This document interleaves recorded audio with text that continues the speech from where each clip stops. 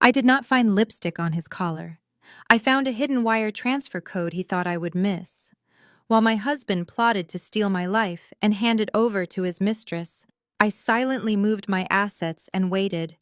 He thought he was the hunter, but he had no idea he was already my prey. I smiled, let the music play, and dropped the bombshell that destroyed his entire world. My name is Natalie, and I am 33 years old. I work as a commercial real estate advisor, a career that trained me to spot a bad investment from a mile away. Yet the absolute worst investment of my life turned out to be my husband, Derek. Before I continue this story, let me know where you are watching from in the comments below. Hit like and subscribe if you have ever had to outsmart someone who thought they could completely break you. Our 5th anniversary dinner was at an exclusive restaurant.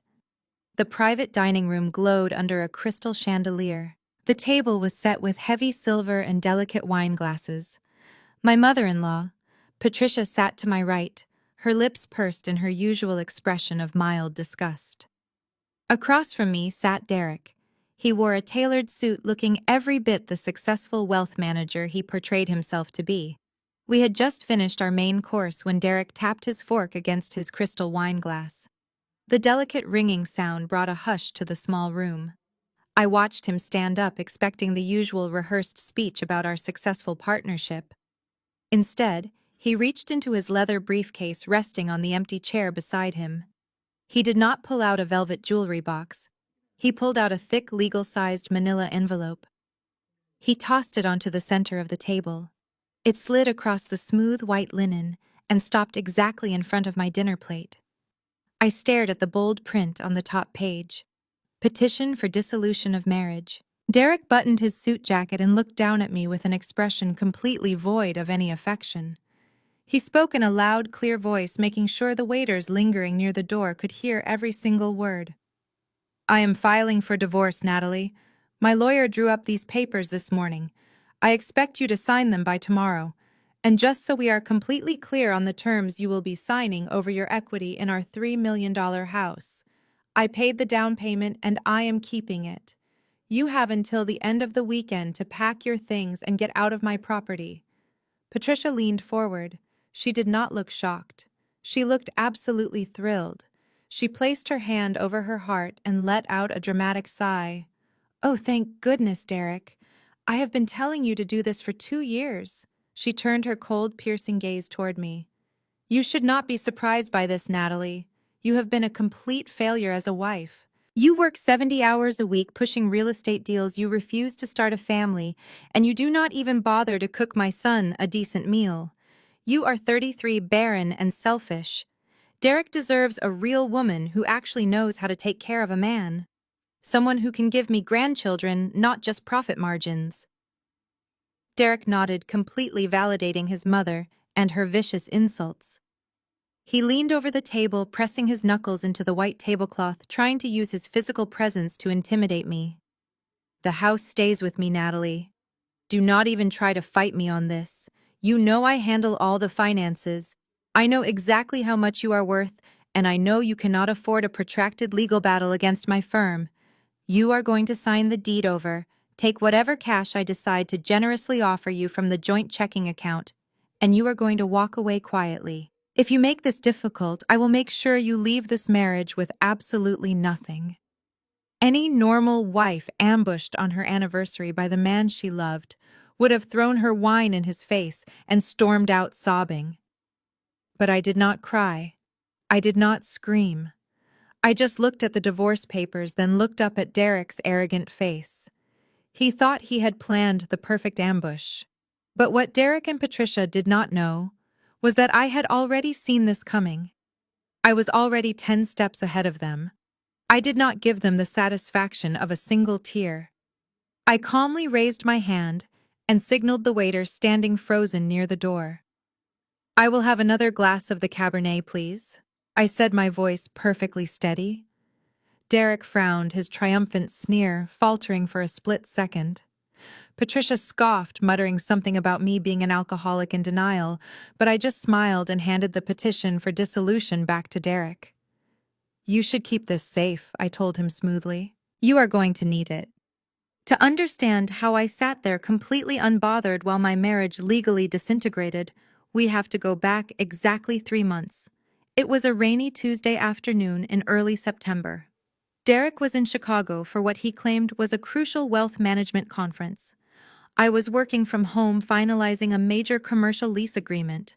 I needed our joint tax return from the previous year to verify some personal asset disclosures for a new escrow account. Derek kept his home office locked, claiming client confidentiality.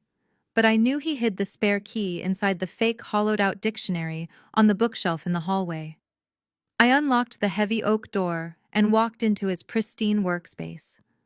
Everything was perfectly organized, just like Derek. He was a man who obsessed over control. I opened the bottom drawer of his mahogany filing cabinet where we kept our shared financial documents.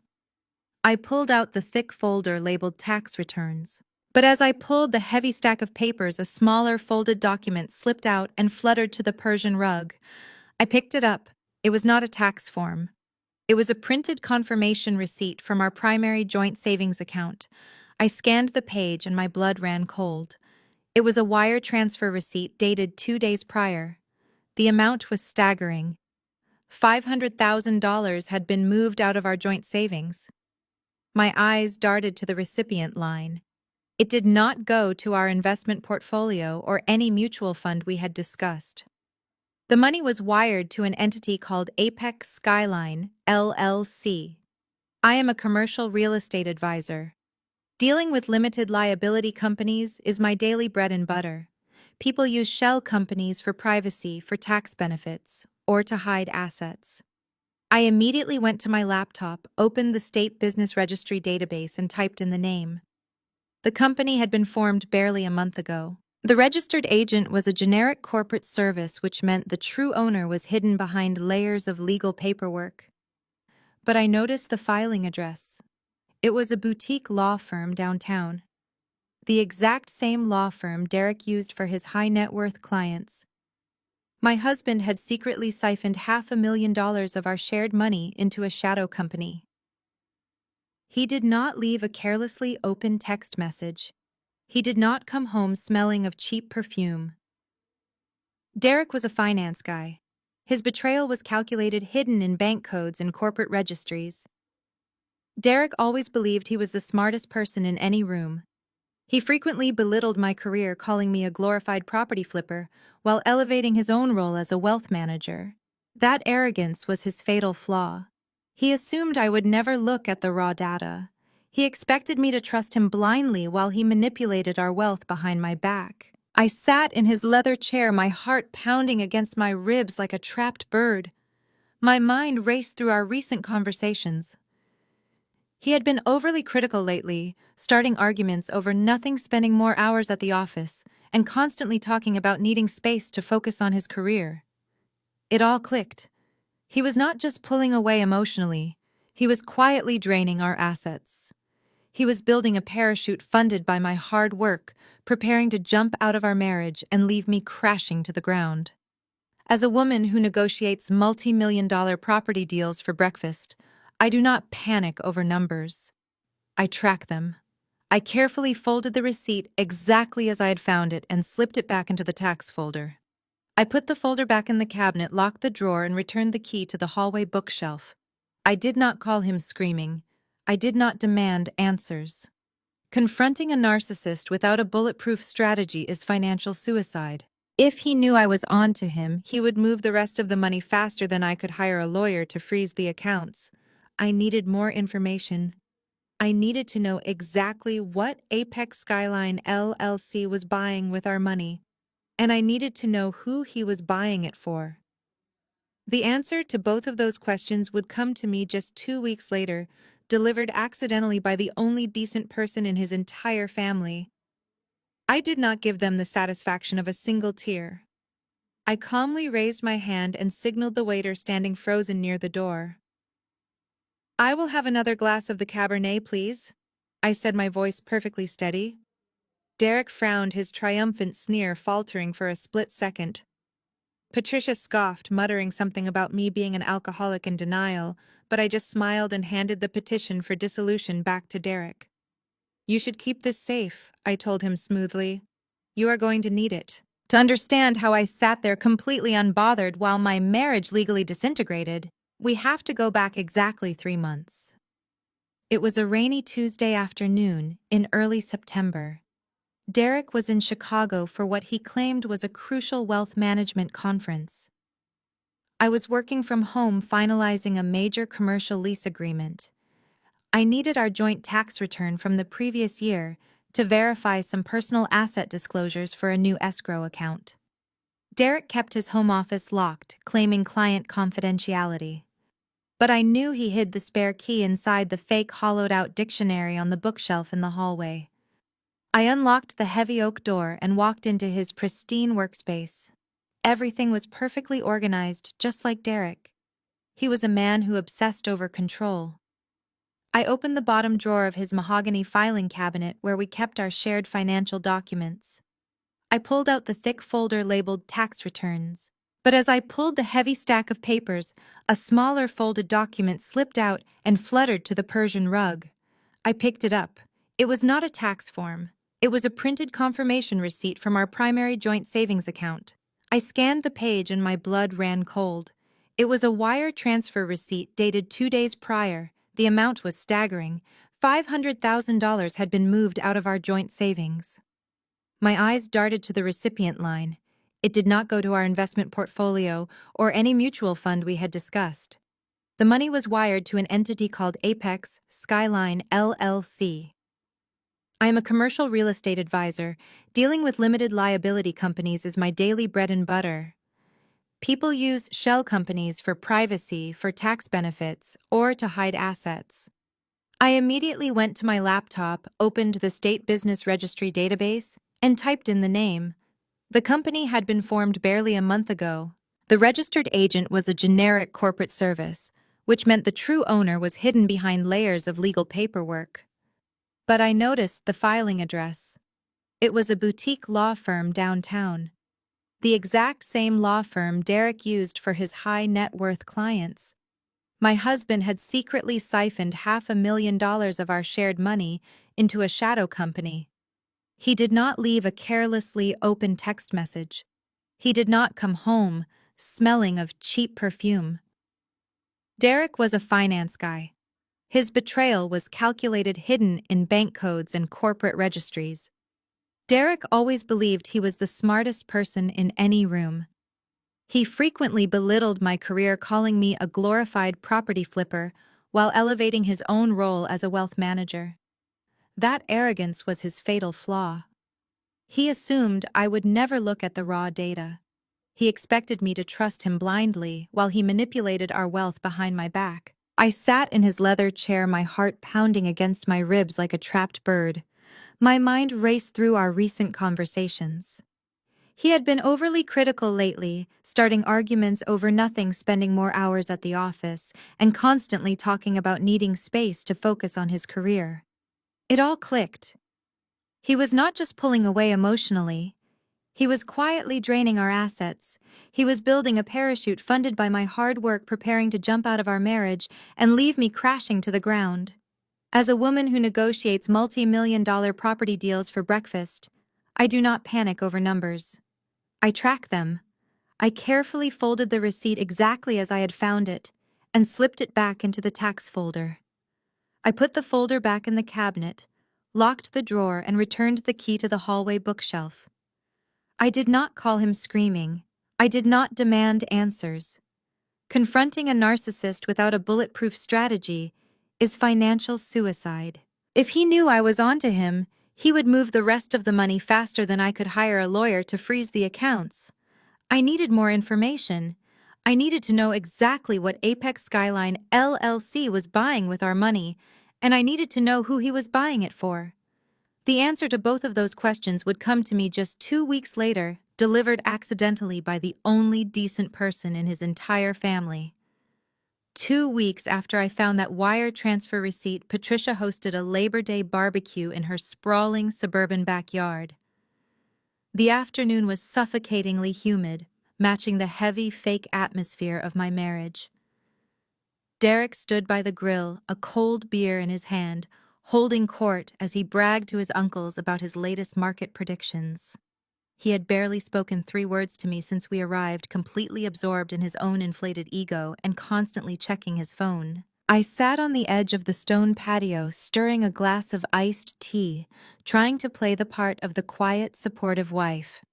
That was when Jamal walked over and sat down on the cedar bench beside me. Jamal is my brother-in-law married to Derek's younger sister, Naomi.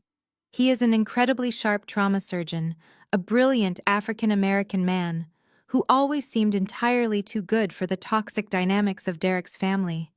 Jamal was the only person there who ever treated me with genuine respect. He clinked his glass against mine with an exhausted smile. "The hospital was brutal this week," he said, loosening his collar. "I finally got a day off and I have to spend it listening to your husband lecture us about cryptocurrency." I forced a polite laugh. "You know Derek," I replied smoothly. "He never misses an opportunity to pitch an investment." Jamal nodded, taking a sip of his drink. "Speaking of investments, I saw him downtown on Thursday. I was leaving a medical conference near the financial district, and I spotted him walking into the lobby of the Azure Tower. I figured you two were finally looking to buy some commercial space down there. Those new penthouses are going for ridiculous numbers." But he was not with you. He was with that new assistant of his, Sienna Wright, the young one who wears too much designer gear for an entry-level salary. Jamal meant nothing by it. To him it was just a casual observation, a passing comment about my husband conducting standard business. But to me it was the final piece of a devastating puzzle. Apex Skyline, a $500,000 wire transfer, a luxury penthouse at the Azure Tower, and Sienna. My blood turned to ice, but years of negotiating high-stakes real estate deals kept my face completely neutral. I smiled at Jamal, my voice perfectly casual. "Oh yes, he is helping her look at some investment options for a client. You know how hands-on he likes to be with the junior staff." Jamal nodded, completely satisfied with the lie, and stood up to go grab a plate of food. As soon as his back was turned, I slid my phone out of my purse and held it under the wooden picnic table. My hands were shaking slightly, but my mind was operating with laser precision. In my line of work, I have access to comprehensive property databases that the general public does not even know exist. I opened the county registrar portal on my phone and typed in the Azure Tower address. I bypassed the standard residential listings and went straight into recent commercial and LLC acquisitions. I filtered the results by the last 30 days. There it was, Penthouse Unit 4502, sold just 9 days ago. The recorded buyer was Apex Skyline LLC. I clicked on the deed transfer document. The purchase price was $2.5 million. A standard 20% down payment on a property of that value was exactly $500,000. The exact amount Derek had secretly wired out of our joint savings account. He had bought his mistress a multi-million-dollar penthouse using the money I had spent years helping him accumulate. But the math did not stop there. A $500,000 down payment meant there was a $2 million mortgage attached to that property. Derek had excellent credit, but no bank was going to hand him a $2 million loan for a shadow LLC without massive collateral. He would need to leverage a heavy, fully owned asset to secure that kind of financing. I stared at the screen, my breath catching in my throat as the horrifying reality set in. We only owned one asset large enough to collateralize a $2 million loan. Our $3 million marital home. The house we lived in. The house I had painstakingly restored. I closed the property portal and immediately logged into our county clerk's public records database. I searched my own home address. The results loaded instantly, and what I saw made the noisy chatter of the barbecue fade into dead silence. A massive home equity line of credit had been recorded against our property just 3 weeks ago. $2 million had been pulled out of the equity of our home. I clicked the attached PDF to view the loan documents. I zoomed in on the signature page. There, right next to Derek's neat signature, was my own name. Forged. Derek had not just stolen our savings. He had fraudulently mortgaged the roof over my head to buy a love nest for a 26-year-old assistant. He committed federal bank fraud and identity theft, assuming I was too stupid or too trusting to ever check the public records. I locked my phone and looked up across the patio. Derek was laughing loudly at his own joke, totally oblivious. He thought he had outsmarted me. He had no idea he had just handed me the keys to his complete and total destruction. I stood up from the cedar bench, carefully smoothing the skirt of my summer dress. The afternoon heat suddenly felt suffocating, pressing against my chest like a physical weight. Jamal looked over, noticing the sudden loss of color in my face. "Are you feeling all right?" he asked, his brow furrowing with genuine medical concern. I managed a tight, convincing smile. "Just a minor headache from the humidity," I replied smoothly. "I think I'm going to step into the house for a moment to grab some aspirin." I walked across the manicured lawn, passing Patricia, who was busy criticizing her sister-in-law's potato salad, and bypassed the sliding glass doors entirely. I went straight through the side gate and out to the driveway where my car was parked. The moment I pulled the heavy car door shut, sealing myself inside the soundproof cabin, the composure I had maintained completely shattered. A silent panic attack hit me with the force of a speeding train. My hands clamped onto the leather steering wheel, shaking uncontrollably. I gasped for air, but my lungs refused to expand. $2 million. The number echoed in my skull, deafening and terrifying. I pressed my forehead against the steering wheel, my mind spiraling through the disastrous implications. If Derek defaulted on that fraudulent loan, the bank would foreclose and seize my home. My credit score, my professional reputation, everything I had meticulously built over the past decade was tied to a forged piece of paper. He had mortgaged my future to fund his midlife crisis with a 26-year-old assistant. For exactly 3 minutes, I allowed myself to break. I let the hot tears spill over my eyelashes and drop onto my lap. I let the sheer terror of absolute financial ruin wash over my entire body. I pictured my home being auctioned off on the courthouse steps. I pictured Derek and Sienna laughing in their downtown penthouse.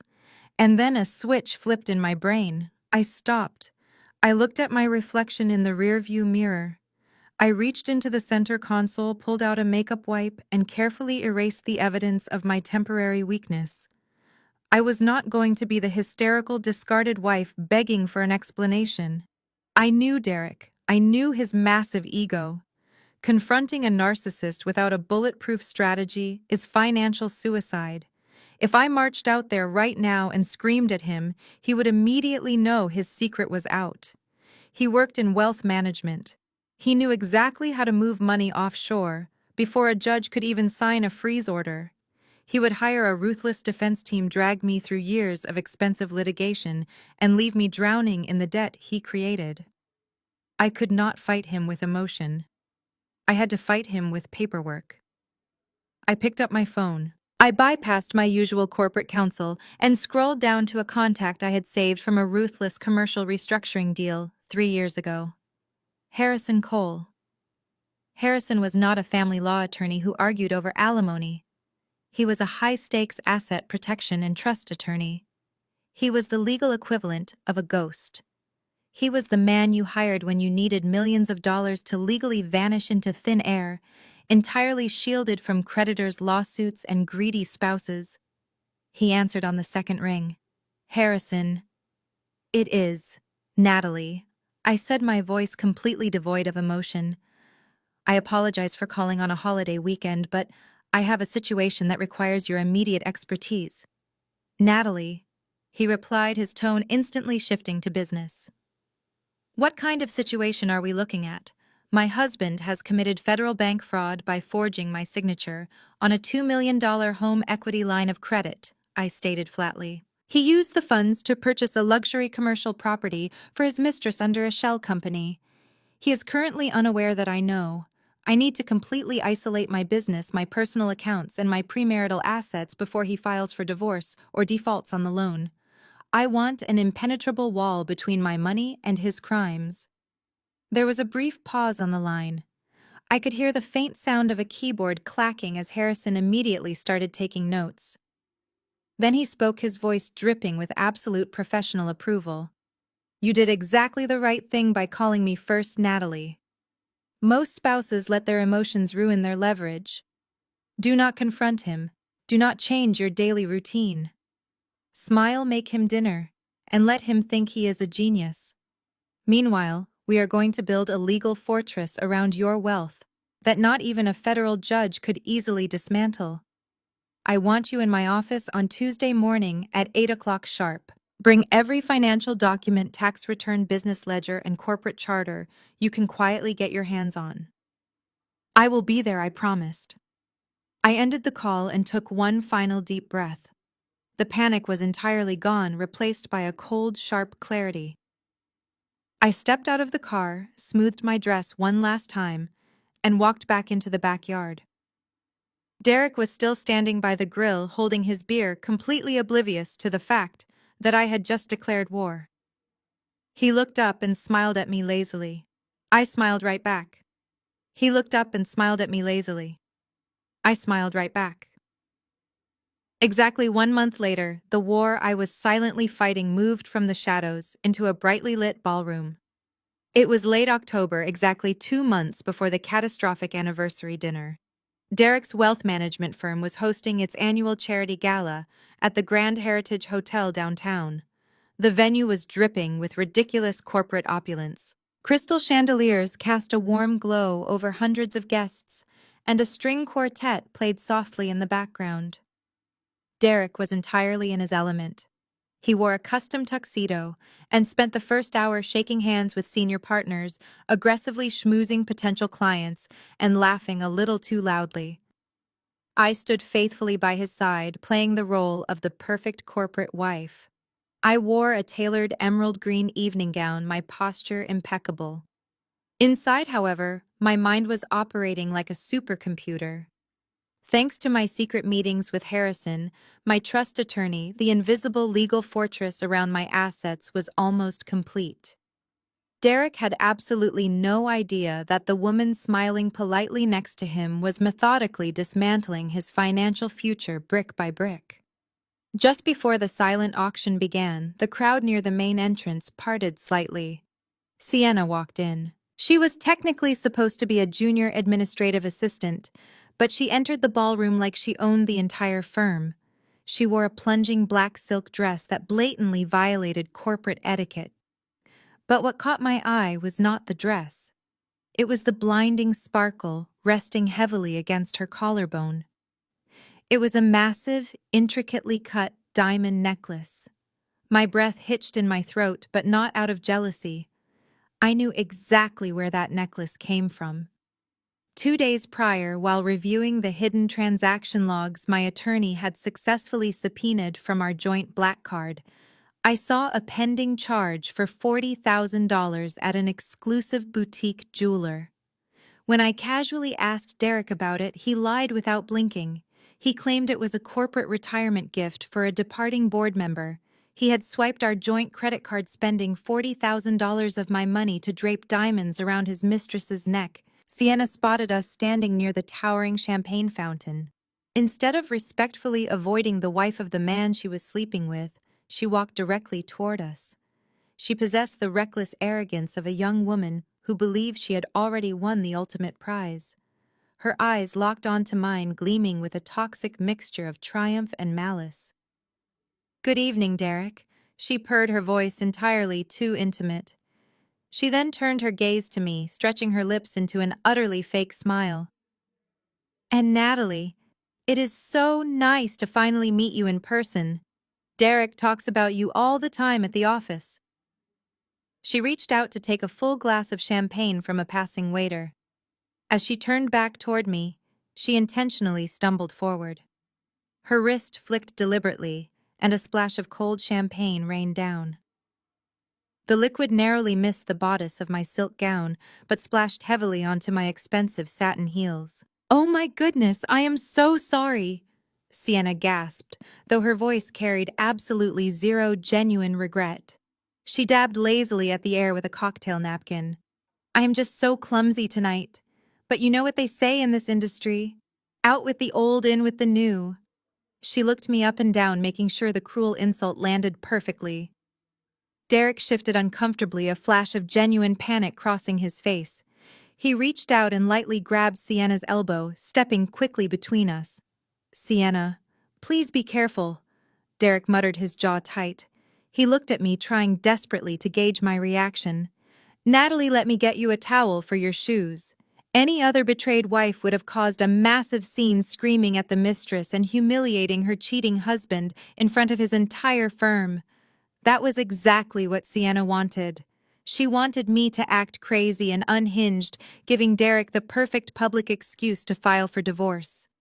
I refused to give her the satisfaction. I looked down at my slightly damp shoes, then back up at Sienna's smug face, letting my eyes linger specifically on the stolen $40,000 diamond necklace resting on her chest. I did not glare. I did not raise my voice. I simply stood my ground, fully aware of the absolute power I held. I offered her a warm, chillingly calm smile that made her confident smirk falter for a fraction of a second. "Do not worry about it, Sienna," I said smoothly, ensuring the nearby senior partners could hear every word. "Accidents happen when people desperately try to wear things they cannot actually afford. Enjoy the champagne." Sienna's fake smile instantly collapsed. Her cheeks flushed a deep, ugly crimson as nearby executives raised their eyebrows at my remark. Derek quickly grabbed her arm, muttering an apology, and pulled her toward the other side of the ballroom. I watched them retreat, noting how Derek leaned in to whisper something frantic into her ear. He was probably promising to buy her another trinket to soothe her bruised ego. Unfortunately for him, the bank was officially closed for business. I turned my back on the crowd and glided out through the heavy mahogany doors into the quiet hallway. I found an empty alcove near the coat check, safely away from the noise. I pulled my phone from my clutch and opened my banking app. There it was, a pending charge for $40,000 at an exclusive jewelry boutique. I tapped the transaction details. The purchase had been made using the secondary card on our joint account. I tapped the customer service icon and dialed the premium fraud hotline. An agent answered almost immediately. "Good evening, ma'am," the agent said. "How can I assist you tonight?"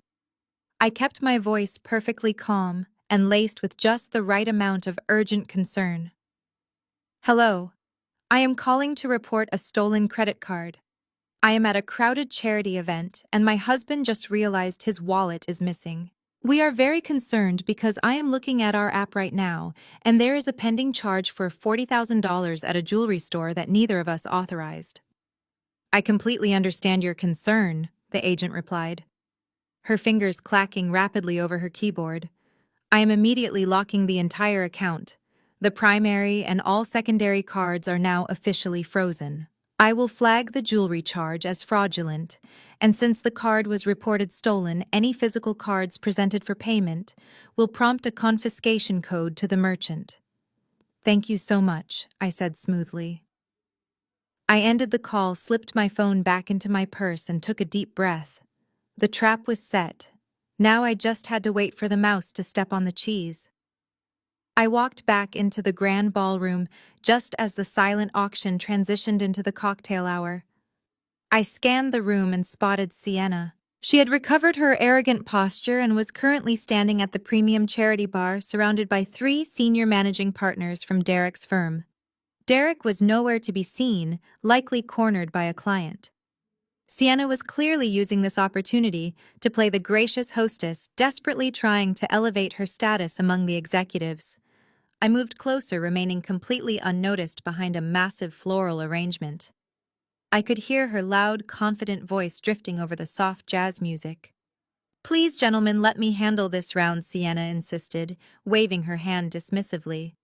"The firm has had a phenomenal quarter, and Derek would insist we celebrate." "Bartender, we will take 4 glasses of your vintage reserve cognac. Put it on this." She dramatically slapped a sleek metal credit card onto the marble bar counter. I recognized it instantly. It was Derek's card. He had clearly handed it to her for the night so she could play the role of the wealthy benefactor. The bartender picked up the heavy metal card. The senior partners murmured their impressed thanks, clearly taken in by the expensive gesture.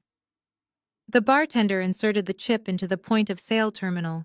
The machine processed for a moment. Then it let out a sharp, piercing buzz. It was a loud, undeniable sound of rejection that cut right through the nearby conversation. The bartender frowned and looked at the screen. "I am sorry, miss, but the card declined." Sienna let out a high-pitched artificial laugh. "Oh, that is impossible. There is no limit on that card.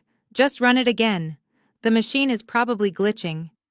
The bartender pulled the card out, wiped the chip, and inserted it a second time.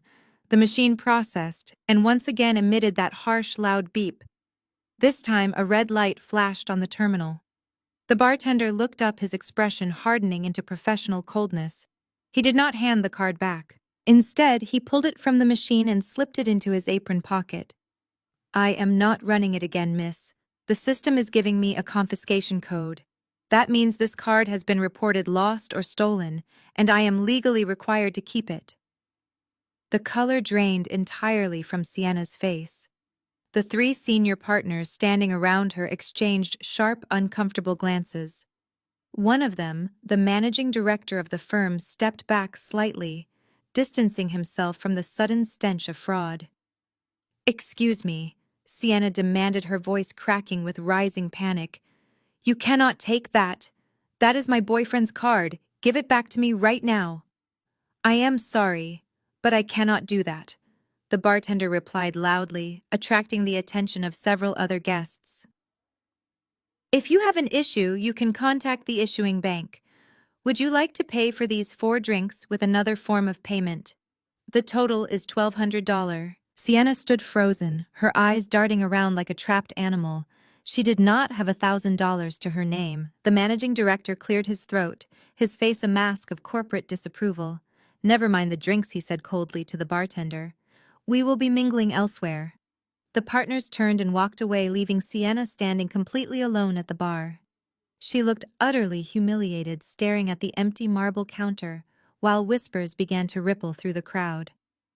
I stood behind the floral arrangement, took a slow, deliberate sip of my water, and allowed a genuine chilling smile to spread across my face.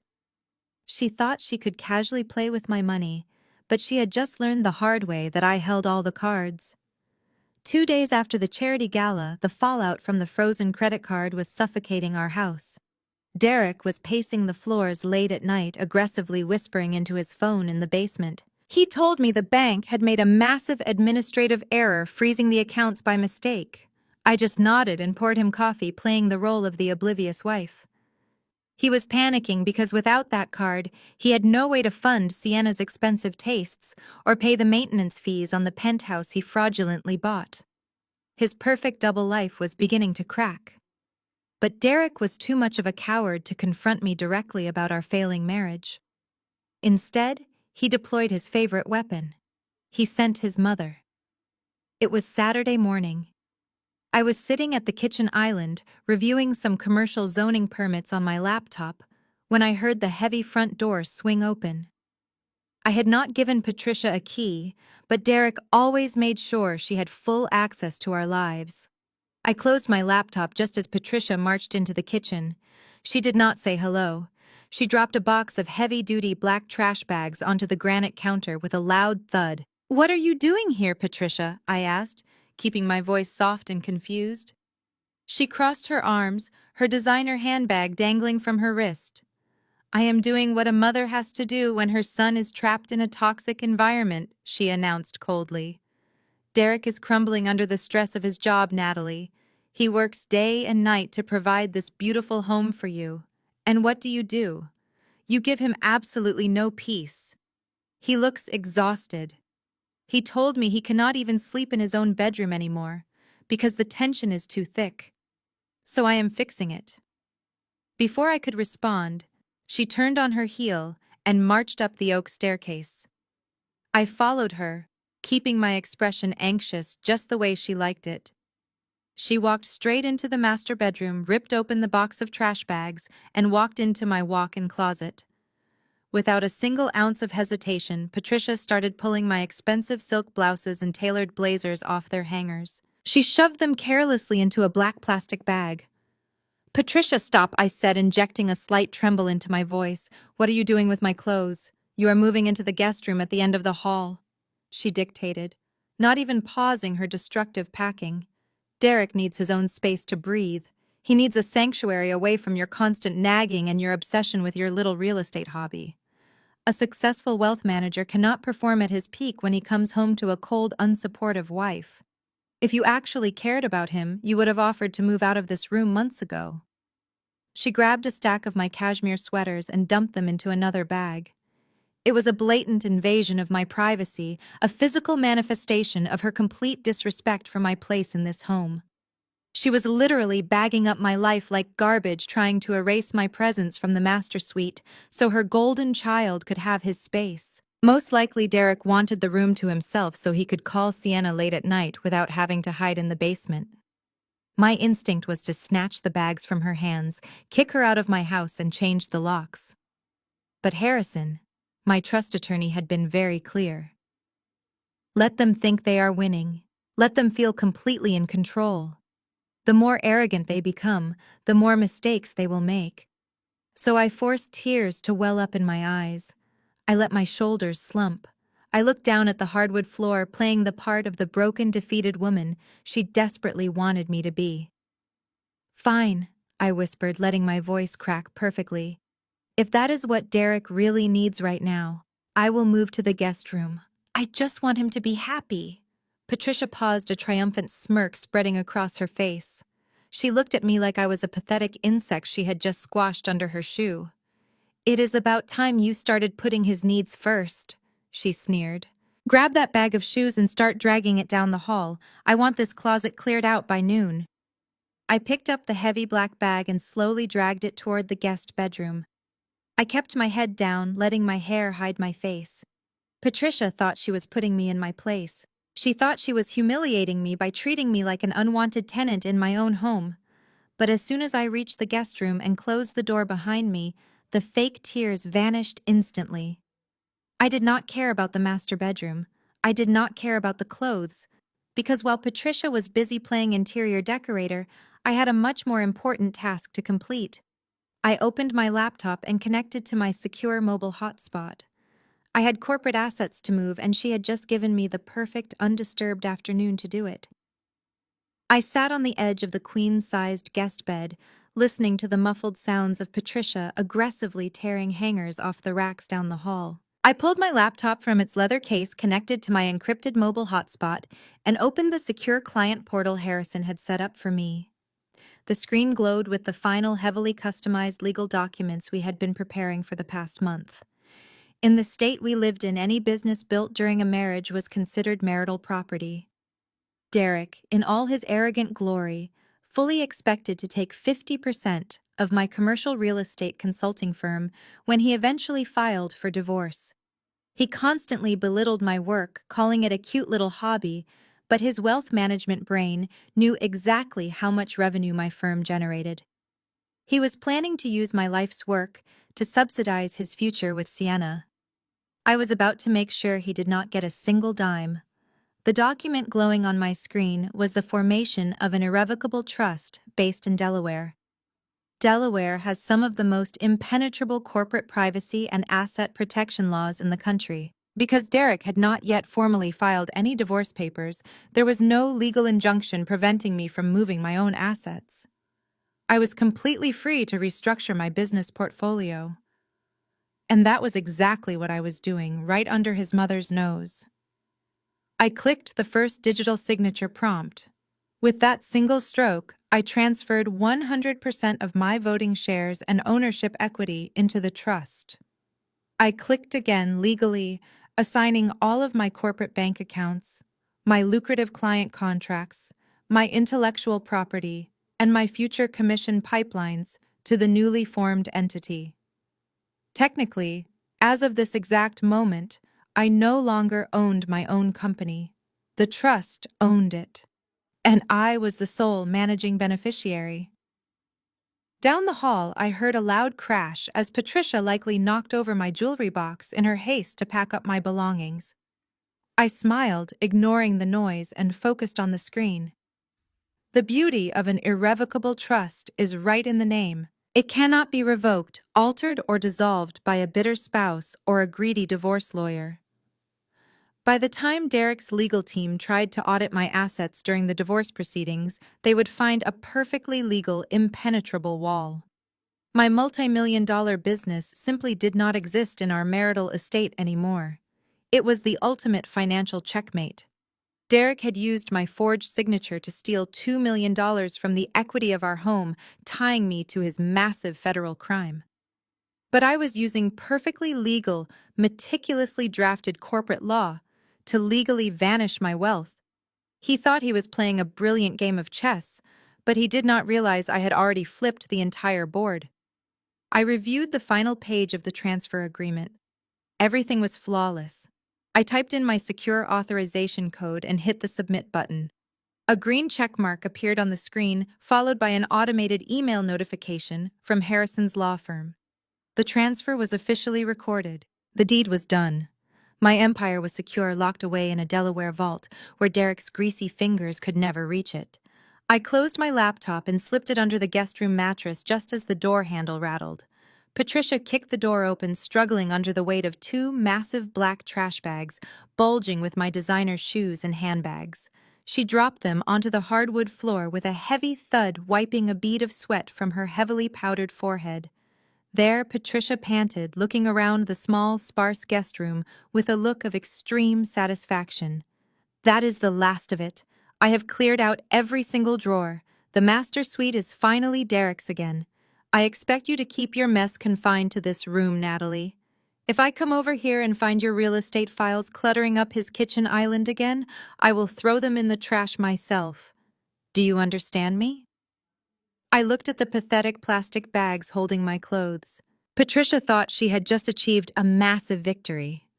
She thought she had successfully evicted me from my own marriage, reducing my existence to a few garbage bags in a spare room. She had no idea that while she was busy moving my dresses, I had just finished moving my entire fortune. I looked up at her, making sure my eyes were wide and sufficiently defeated. I understand, Patricia, I whispered softly, wrapping my arms around myself as if I were trying to hold my shattered world together. Thank you for helping Derek. I will stay out of his way. I promise. Patricia sneered, completely satisfied with my broken performance, and marched out of the room. I waited until I heard her car start in the driveway before I finally let myself smile. By Monday morning, Derek's financial desperation had reached an absolute boiling point.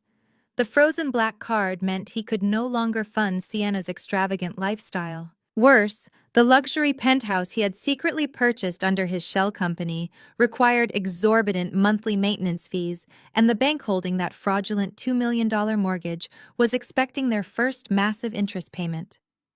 His perfect double life was rapidly running out of cash. Derek went to his high-rise office that morning, acting like a man who held the entire world in the palm of his hand. As a senior wealth manager, he moved millions of dollars every single day for his wealthy clients. He understood the complex architecture of international banking better than anyone. Because of this, he arrogantly assumed that moving his own money would be child's play. He firmly believed I was sitting at home in the guest bedroom weeping over my bagged-up clothes, completely oblivious to his master plan. He was wrong. I was sitting at my own polished mahogany desk in my commercial real estate firm, sipping a hot matcha latte, waiting for him to make his move. At exactly 10:15 in the morning, my private cell phone vibrated against the wood.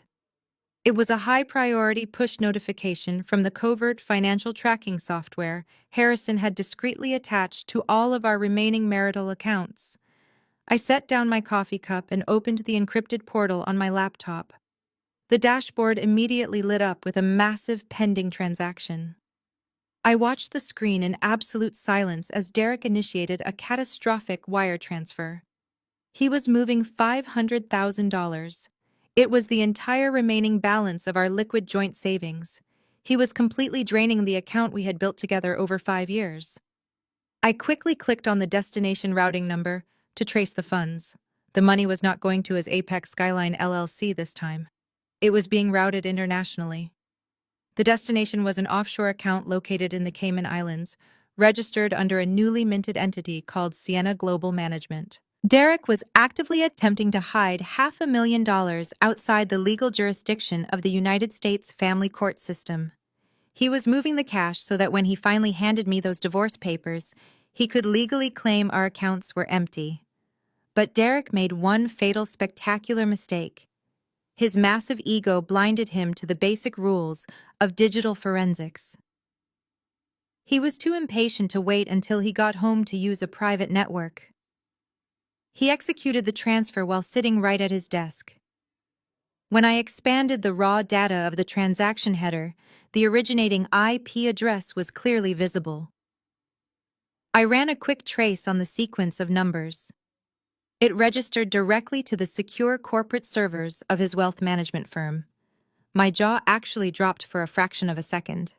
I could not believe he was that stupid. By using his employer's highly regulated financial terminal to illegally move personal funds offshore, he was no longer just a cheating husband hiding money from his wife. He was a licensed financial broker violating strict federal securities regulations, breaching SEC compliance laws, and utilizing corporate infrastructure to commit international wire fraud. I did not call the bank to stop the transfer. If the money stayed in the United States, his high-priced divorce lawyers could argue it was simply a marital dispute over shared funds. I needed him to commit the federal crime completely. I needed the money to cross international borders so the FBI would have absolute jurisdiction. I calmly hit the screen record shortcut on my keyboard. I watched the progress bar on the bank portal slowly fill as the transaction processed. I took meticulous, high-resolution screenshots of everything. I captured the unique transaction ID.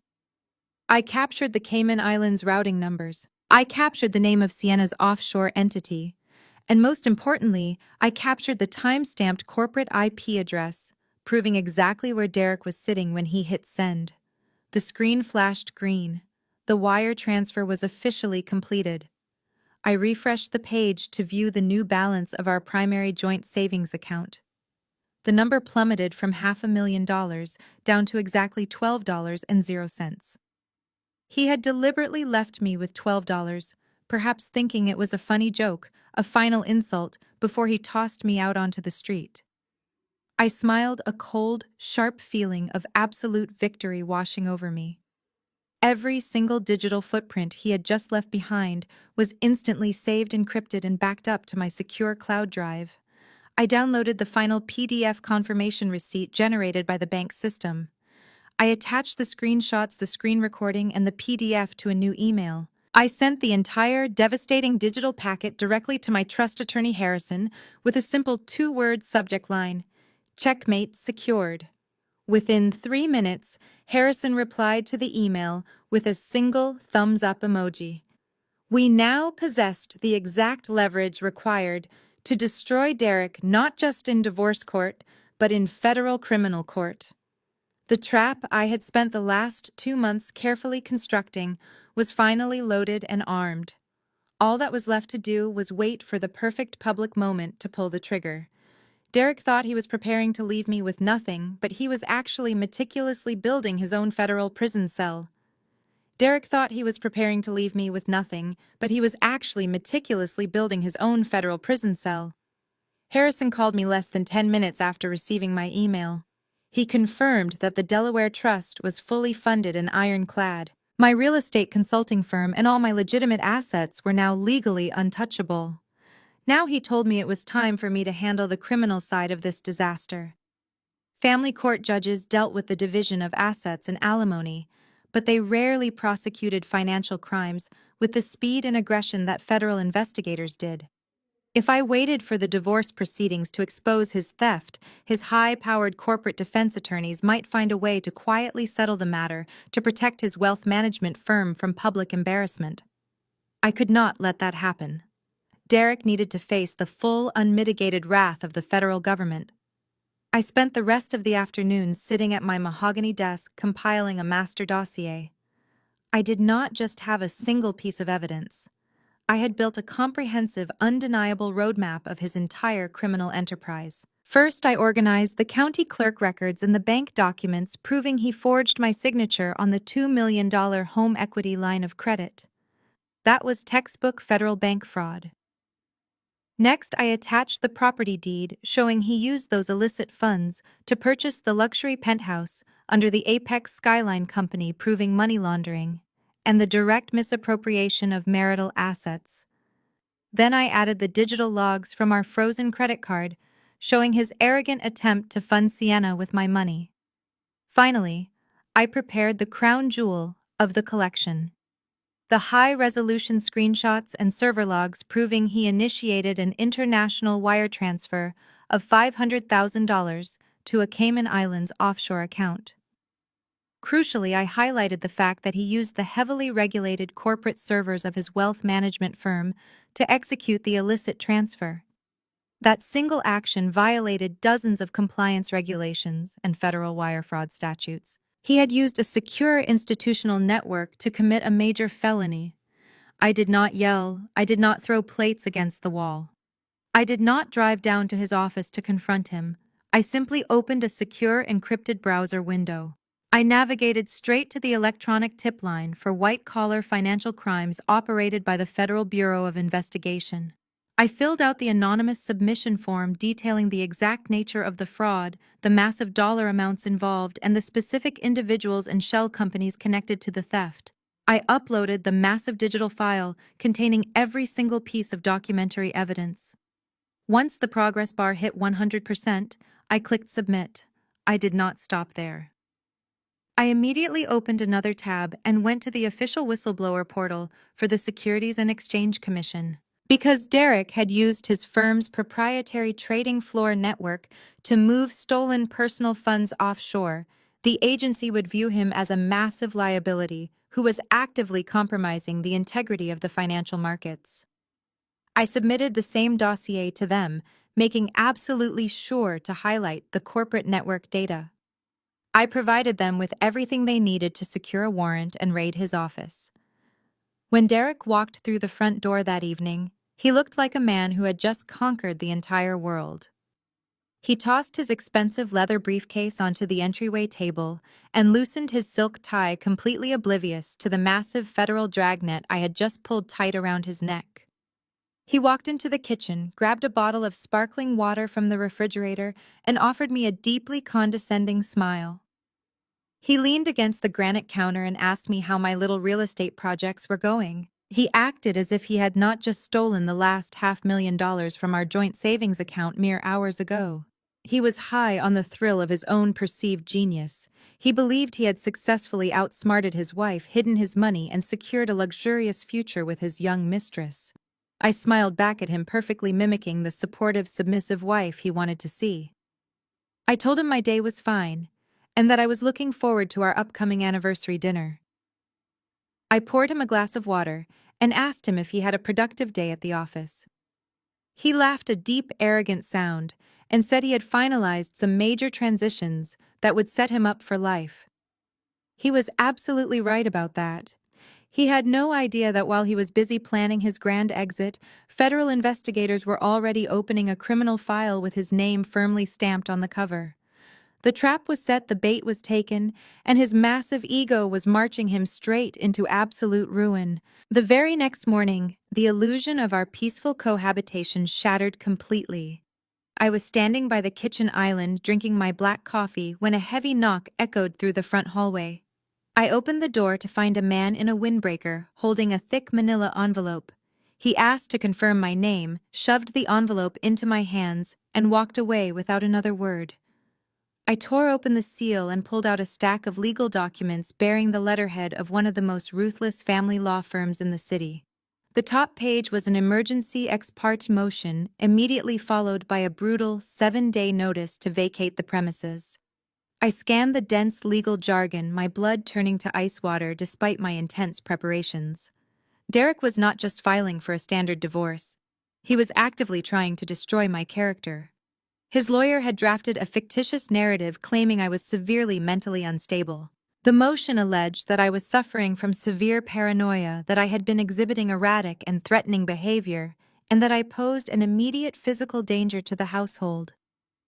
Attached to the motion was a sworn affidavit from Patricia serving as his primary witness. She claimed she had personally observed my mental decline and had been forced to intervene by moving my clothes to the guest room for her son's safety. They had manufactured an entire false reality to get me thrown out on the street in exactly 1 week with nothing but a few garbage bags. Footsteps echoed on the hardwood floor behind me. I turned around to see Derek walking into the kitchen. He was fully dressed in his custom Italian suit, adjusting his silk tie with absolute precision. The fake supportive smile he had worn the night before was completely gone. His mask was off. He looked at the legal documents in my trembling hands and let out a short, arrogant laugh. "I see the courier found you," Derek said, walking over to the espresso machine. He poured himself a shot, casually, leaning against the marble counter, as if he had just handed me a grocery list instead of a vicious, legal threat. I held up the papers, keeping my voice carefully calibrated to sound breathless and panicked. Mental instability. I asked, letting my hands shake just enough to sell the performance. "You are telling a judge I am a physical danger to you." Derek took a sip of his espresso and shrugged his perfectly tailored shoulders. "It is just legal strategy, Natalie. Do not take it personally. My attorneys advised me that the fastest way to get you out of my house is to establish a hostile living environment. And let us be honest, you have been acting completely unhinged lately. Moving your things into the guest room, sulking around the house, obsessing over your little real estate hobby while ignoring your duties as a wife. A judge will take one look at your manic work schedule and completely agree with me." He set his cup down and took a step toward me, closing the distance until he was towering over me. His eyes were cold, calculating, and completely devoid of any remorse for the 11 years we had spent together. "I want you out of this house by next Friday," he commanded, his voice dropping into a dangerous, threatening register. "I am tired of looking at you. I am tired of pretending. The house is mine. I paid the initial down payment and my name is the only one that matters on the mortgage. You are not going to fight me on this because you simply do not have the resources to go up against my legal team." He reached into his breast pocket and pulled out a single folded sheet of paper. He dropped it onto the kitchen island right next to my coffee cup. "That is a settlement agreement," he stated proudly. "I am offering you $50,000 to sign the divorce papers today, waive your right to alimony, and walk away quietly. Think of it as a generous severance package. With 50 grand, you can go rent a nice little apartment downtown and focus on flipping cheap commercial leases. If you refuse to sign it, I will freeze every single account we have." "Oh, wait, I already did that." He laughed again, fully believing he had cornered me into absolute submission. He thought the $12 he left in our joint account was my only lifeline. He thought the frozen credit card was the end of my financial reach. He thought his high-priced lawyers had terrified me into accepting his insulting offer. $50,000, I repeated softly, staring down at the paper. "You think my entire life with you is worth $50,000? It is more than you deserve," Derek sneered. "You are a glorified property flipper, Natalie. You do not understand how real wealth is built or protected. Take the money. Pack your bags. If you try to drag this out in court, I will personally make sure my lawyers destroy your professional reputation. I will drag your firm through discovery until your partners force you out. No client will ever trust a mentally unstable, bankrupt broker." He gave me one last look of utter contempt, picked up his leather briefcase, and walked out the front door to go to his office. I waited until I heard his luxury sedan pull out of the driveway. Then I picked up his insulting $50,000 settlement offer, walked over to the paper shredder hidden in the pantry, and fed it straight into the metal blades. The shredder blades ground the heavy cardstock into confetti. The mechanical hum died down, leaving the kitchen in absolute silence. Before I could even turn away from the pantry, my cell phone began to vibrate on the granite island. The caller ID flashed Derek's name, He had barely made it out of our gated subdivision before the urge to twist the knife became too overwhelming for him to resist.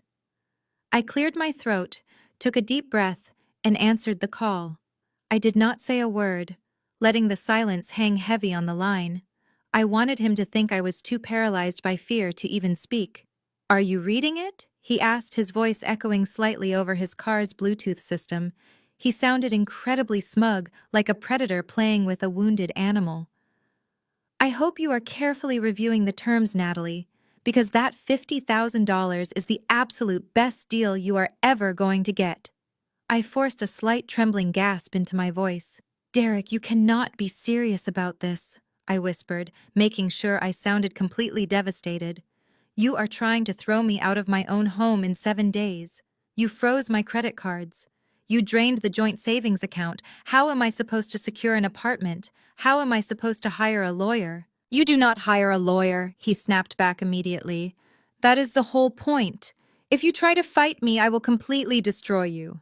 And I will start with your precious consulting firm." I tightened my grip on the phone, biting the inside of my cheek to keep from laughing. This was the exact threat I had been waiting for him to make. He was finally putting his greed on full display. "You really think you built that commercial real estate firm all by yourself?" He continued, his tone dripping with arrogant condescension. "You think your little business is yours, just because your name is on the front door? Let me give you a free lesson in wealth management, Natalie. Every single client you signed, every commission you earned, and every ounce of equity in that firm was generated during the years we were legally married. By law, I own 50% of your entire operation. I am entitled to half of everything you have ever worked for." I let out a soft stage sob. "Derek, please," I begged, pitching my voice an octave higher to sound truly desperate. "My firm is all I have left. You know how hard I worked to secure those commercial contracts. You already have the house. You have your high-paying job at the firm. Please do not touch my business." My pleading was exactly the fuel his massive ego required. He practically purred into the microphone. "It is not about what I have, Natalie. It is about what is legally mine. If you do not sign that settlement agreement by Friday, I will not just take half of your company. I will burn it to the ground. I will hire a forensic accountant to audit every single deal you have closed in the last 5 years. I will subpoena your entire client list. I will drag your biggest commercial investors into endless, humiliating depositions." He paused, letting the weight of his threat sink in before delivering his final blow. "And when those investors ask why they are being dragged into family court, my lawyers will show them Patricia's sworn affidavit. We will make sure everyone in the commercial real estate industry knows that you are suffering from severe mental instability. We will tell them you are erratic, paranoid, and financially reckless. Who is going to trust a mentally unhinged broker with a $20 million commercial lease? Your professional reputation will be absolutely ruined. You will never work in this city again." It was an Oscar-worthy performance of cruelty on his part, matched only by my Oscar-worthy performance of a defeated, terrified wife. I let out another fractured sob, letting him hear the manufactured panic in my breathing. "You cannot do this," I cried softly. "Please, Derek, you are destroying my life." "Sign the papers, Natalie," he commanded coldly. "Take the $50,000 and disappear. You have until Friday. Do not make me ruin you." He ended the call, the line going dead with a sharp click. I lowered the phone from my ear. The fake tears vanished from my eyes, instantly replaced by a cold, calculating stare. I walked back over to the island and picked up my coffee cup. Derek thought he held all the power. He thought he was holding a gun to the head of my career. He had absolutely no idea that he was threatening to destroy a company that no longer belonged to me. By the time his high-priced lawyers realized my firm was legally locked inside an irrevocable Delaware trust, he would already be wearing handcuffs. I took a slow sip of my coffee, relishing the bitter taste, completely prepared for the next phase of his trap.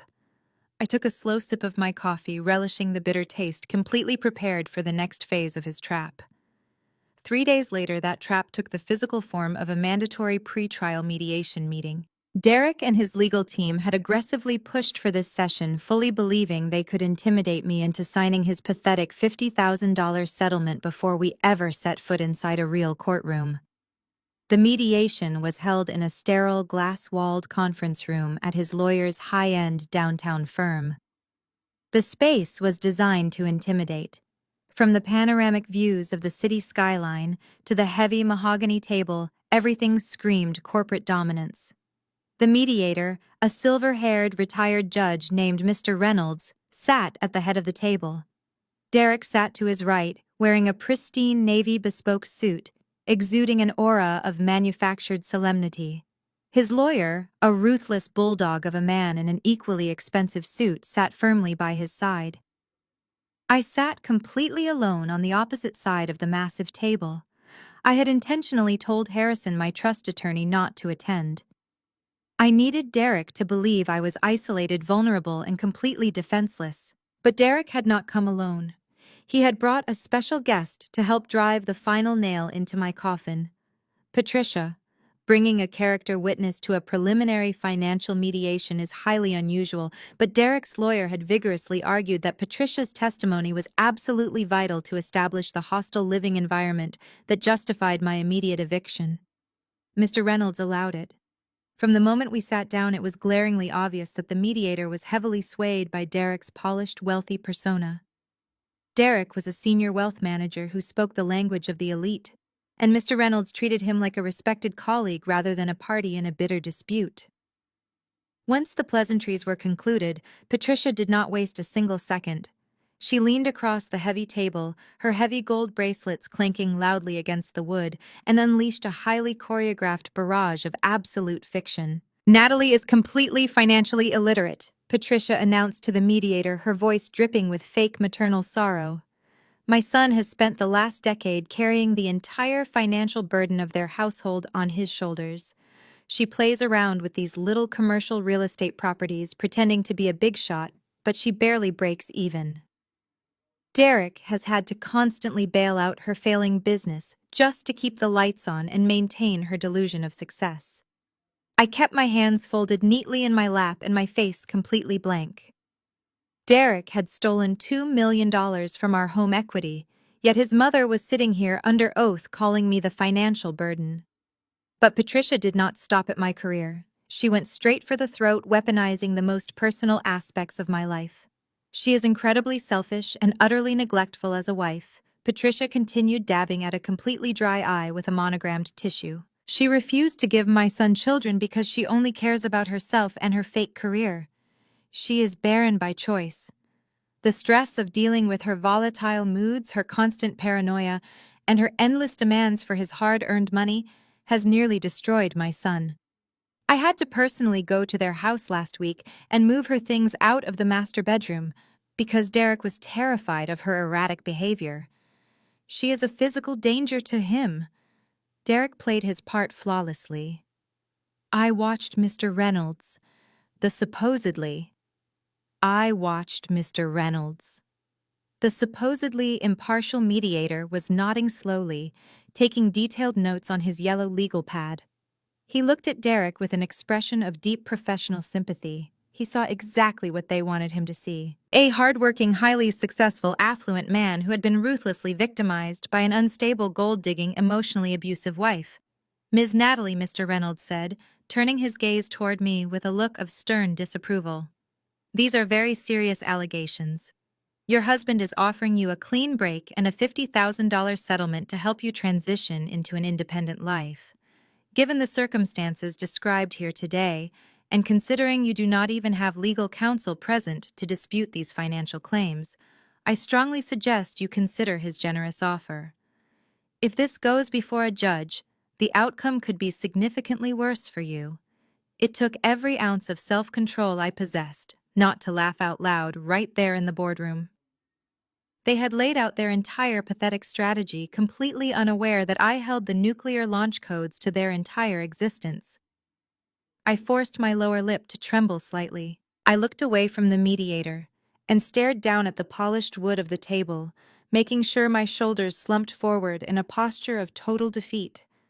I needed them to believe that Patricia's vicious lies and the mediator's harsh judgment had finally broken my spirit. Derek smirked, a tiny triumphant lifting of the corner of his mouth. He thought he had won.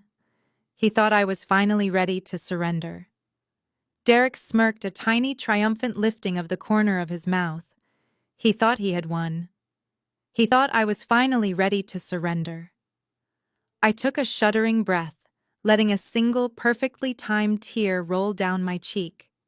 I reached up and wiped it away with a trembling hand, ensuring Mr. Reynolds saw the exact moment my resolve crumbled. "I cannot fight you, Derek," I whispered, my voice thick with manufactured defeat. I looked at the mediator, then back at my husband. "I do not have the money for a massive legal battle, and I certainly cannot fight your mother and her vicious lies. If you want to destroy my reputation and take my business, I know I cannot stop you." Patricia leaned back in her heavy leather chair, folding her arms across her chest, with a look of extreme vindication. She practically vibrated with the joy of watching me surrender. Derek sat up straighter, adjusting his expensive silver cufflinks. He was practically glowing with the thrill of absolute power. "I am glad you are finally seeing reason," Natalie Derek said, adopting a tone of fake, benevolent patience. "This does not have to be ugly. Just sign the settlement. Take the $50,000. It is more than fair considering you contributed almost nothing of real value to our portfolio." I nodded slowly, keeping my eyes fixed on the polished mahogany table. "I will sign it," I said softly. "I will take the money and I will leave the house.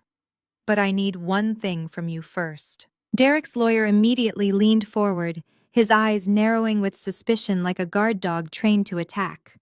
"My client is not negotiating the financial terms," he barked aggressively. "The $50,000 is a take-it-or-leave-it offer. We are not adding a single penny to that amount." "I am not asking for more money," I replied, letting my voice crack slightly. "I just need time. 7 days is not enough to pack up an 11-year marriage. My entire life is in that house. I need time to find a cheap apartment downtown, sort through my personal belongings, and pack up my home office. Please, Derek. I am begging you. Just give me one more week to pack up my life. If you give me until next Friday, I will sign the settlement agreement the moment I hand over the keys to the front door." The conference room fell silent. Derek looked at his lawyer, who gave a slight dismissive shrug. To them, giving me an extra 7 days cost absolutely nothing. It did not change the financial outcome they believed was already locked firmly in place. It was just a minor logistical delay. Derek turned back to me. He studied my tear-stained face, my slumped shoulders, and my completely shattered demeanor. He was a narcissist who thrived on control, and in that moment, he felt like an absolute king, granting a minor pardon to a defeated peasant. 14 days total. Derek declared, his voice booming with arrogant authority. "You have until next Friday at noon to clear your garbage bags out of the guest room. If you are not gone by then, I will have the police escort you off the property, and I will pull the $50,000 settlement completely off the table. You will walk away with absolutely nothing." "Thank you," I whispered, burying my face in my hands to hide the fact that my eyes were completely dry and sharp as glass. "Thank you, Derek." Mr. Reynolds, the mediator, offered a warm, approving smile. "That is a very generous concession, Derek," he said, writing down the new deadline on his yellow legal pad. "It is always best when these matters can be handled with a degree of civility. I will draft a preliminary extension agreement outlining the new move-out date and the pending settlement signature." "You are doing the right thing, Natalie. Starting over is hard, but it is better than a messy trial." The rest of the meeting was a blur of legal formalities. Derek and his lawyer were practically celebrating. Patricia shot me one final look of absolute disgust before marching out of the conference room, her heels clicking loudly against the marble floor. Derek did not even look at me as he signed the extension paperwork. He simply buttoned his suit jacket, picked up his leather briefcase, and walked out the door, fully believing he had successfully terrorized me into giving up everything I owned. I waited until the room was empty before I stood up. I walked out of the glass-walled office, rode the elevator down to the underground parking garage, and climbed into the driver's seat of my car. The heavy door slammed shut, sealing me in absolute silence. I reached up and pulled down the sun visor, checking my reflection in the small mirror. The pathetic weeping woman from the boardroom was completely gone. I wiped away the faint smudge of mascara under my eye and pulled my phone from my purse. I opened a text message to Harrison. He gave me the week I typed, hitting send immediately. Derek thought he was giving me a week to pack up my old clothes and find a miserable little apartment. He had no idea he had just handed me the exact window of time I needed to execute the most complex and devastating financial maneuver of my entire career. I did not need 7 days to pack boxes. I needed 7 days to legally liquidate a massive commercial property, move millions of dollars in cash, and completely blindside the man who thought he had broken my spirit. I pulled out of the underground parking garage and drove straight to Harrison's law firm on the other side of downtown. I owned a massive undeveloped commercial plot of land on the rapidly expanding west side of the city. I had purchased this prime real estate 3 years before I ever met Derek. Because it was a premarital asset, it technically belonged entirely to me. But in a high-stakes divorce, a greedy husband and a clever lawyer could easily argue that marital funds were used to pay the property taxes or maintain the lot. That legal maneuver would instantly muddy the waters and drag my property into the marital estate division. I was not going to give Derek the chance to claim a single inch of my dirt. I had already quietly found a cash buyer. A major national logistics company desperately wanted the land for a new regional distribution hub. The agreed purchase price was $4.2 million. If I simply sold the land and deposited that massive sum into a standard personal bank account, Derek's lawyers would immediately freeze it the second they formally filed the divorce petition. That is exactly where Section 1031 of the United States Internal Revenue Code comes into play. A 1031 exchange is a powerful real estate loophole that allows an investor to defer paying capital gains taxes on a property sale if they reinvest the proceeds into a new property of equal or greater value. But the true magic of this loophole lies in the legal mechanism itself. The cash from the sale never touches my personal hands. It never enters my personal bank accounts. By federal law, it goes directly to a neutral third party called a qualified intermediary. Harrison had already set up a perfectly legal qualified intermediary for me. I walked into his boardroom, sat down with the buyer's representatives, and signed the final closing documents. The moment my pen lifted from the paper, the logistics company wired $4.2 million directly to the intermediary. From there, the funds were legally bound to be reinvested. The entity I chose to funnel the money into was a newly formed limited liability holding company. And that holding company was completely owned by my impenetrable Delaware Irrevocable Trust. The money effectively vanished from the public record, shielded by corporate privacy laws and federal tax codes. Derek could hire a small army of forensic accountants, but they would find nothing but a solid brick wall. With my premarital assets entirely liquidated and locked safely away, I turned my attention to the petty cash. Derek had previously drained our joint savings account down to exactly $12. It was a highly calculated insult, a psychological tactic meant to make me feel completely powerless and destitute. I decided to return the favor. We still shared a primary joint checking account used for household expenses, which currently held just over $30,000 from my recent commissions. I opened my mobile banking app right there in Harrison's lobby. I transferred $29,988 directly into a private account securely held under my trust. I left exactly $12 in the checking account. The next 6 days were a masterclass in psychological endurance. I went home and played my pathetic role flawlessly. I bought cheap cardboard boxes and left them scattered conspicuously around the living room. I slowly packed up old winter coats and paperback books, deliberately leaving my actual valuables securely locked in a private storage unit Derek did not even know existed. Patricia came over twice to supervise my packing. She gloated openly, sipping my coffee while she watched me tape up boxes and drag them into the hallway. I just kept my head down, forcing out a few strategic tears, and let her thoroughly enjoy her false sense of superiority. Friday approached rapidly. It was the absolute deadline Derek had given me to sign the insulting settlement and surrender my life. But Friday also happened to be the exact date of our 5-year wedding anniversary. Derek, blinded by his infinite arrogance, had not canceled the reservation at the exclusive restaurant where we celebrated every year. He told me we were going to go to dinner one last time to keep up appearances for his colleagues who might be dining there. He planned to feed me an expensive steak, hand me the final divorce papers, to sign over dessert, and kick me out. He thought he was walking into a victory lap. He had no idea he was walking straight into an execution. Which brings us right back to this exact moment.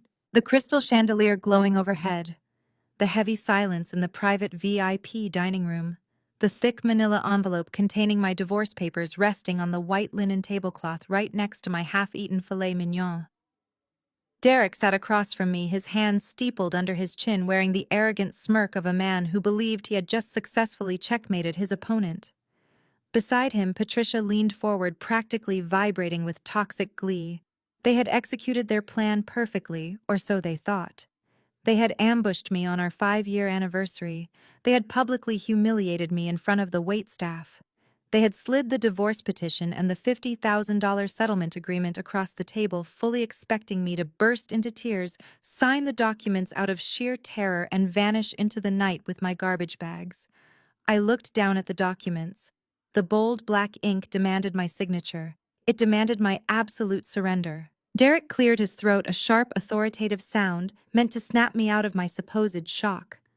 "Go ahead and read it," Natalie, Derek instructed, gesturing lazily toward the papers.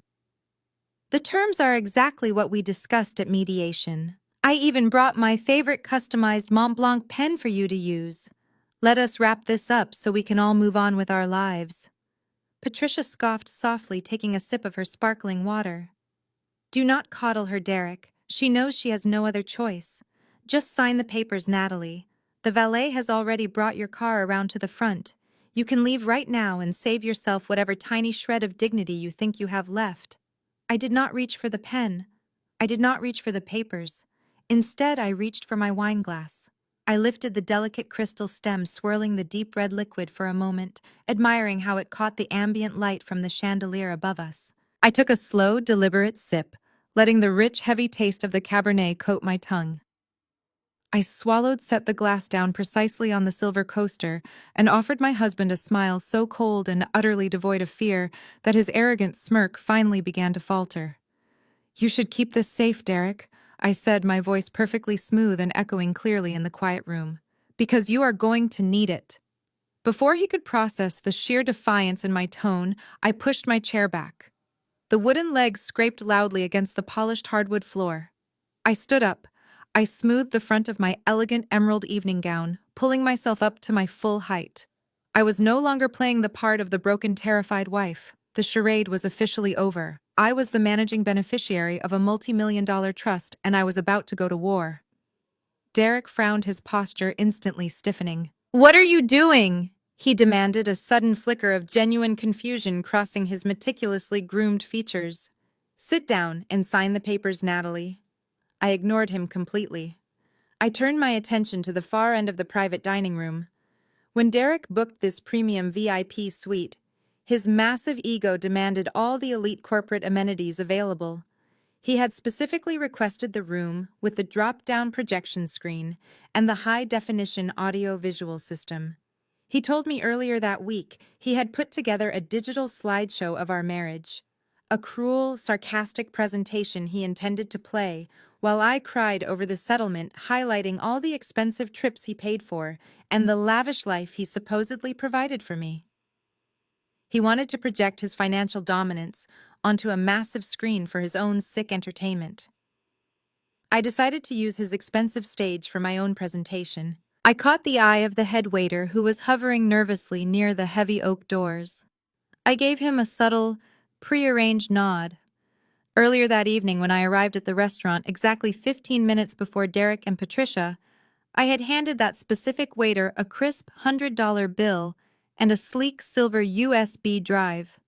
I gave him very strict instructions on exactly when to plug it into the room's media console. The waiter immediately stepped forward and tapped a button on the wall panel. The lights in the private dining room dimmed dramatically, casting long, sharp shadows across the white tablecloth. A low, mechanical hum filled the air as the massive white projection screen began to lower from the ceiling directly behind Derek's head. "What is going on?"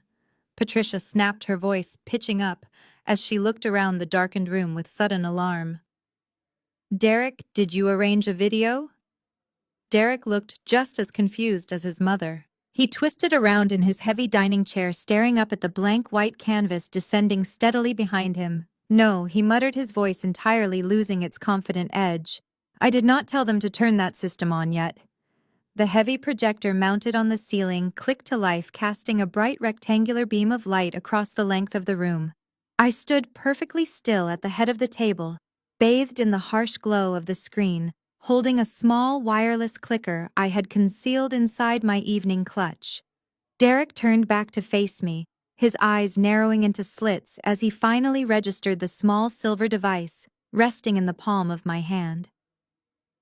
"Natalie, what the hell are you doing?" he demanded, standing up quickly from his chair, his fists clenching at his sides. "Turn that off right now." I did not turn it off. I leveled my gaze at the man who had stolen my money, forged my name, and tried to destroy my sanity. I pressed the button. The screen flashed a blinding white for a fraction of a second before a high-definition image snapped into crystal clear focus. It was not a romantic photograph from our honeymoon in Italy. It was not a montage of happy memories.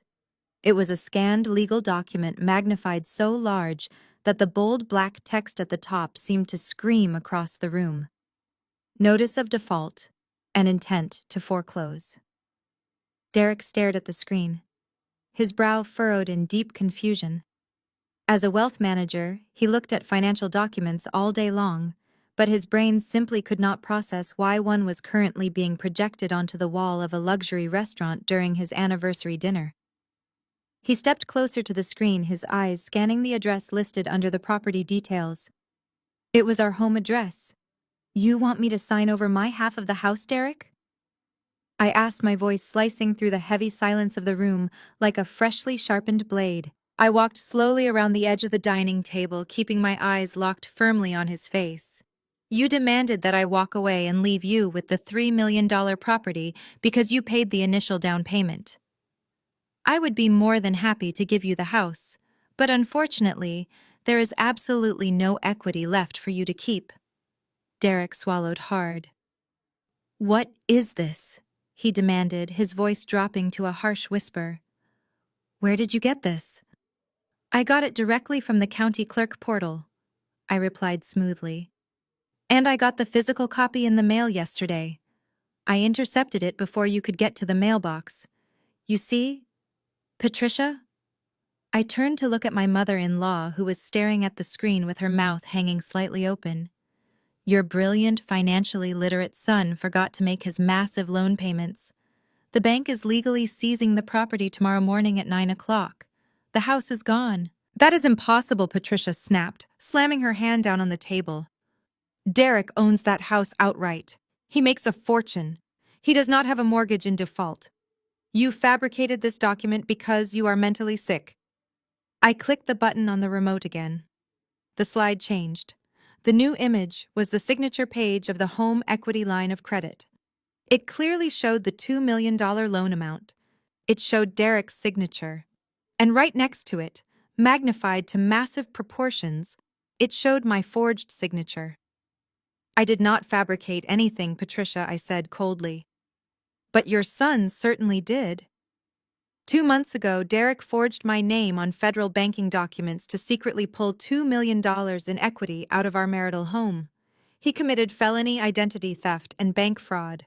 He used his position and his financial knowledge to bypass the standard security checks, assuming his wealthy status would protect him from any real scrutiny. Derek staggered backward, his legs hitting the edge of his dining chair.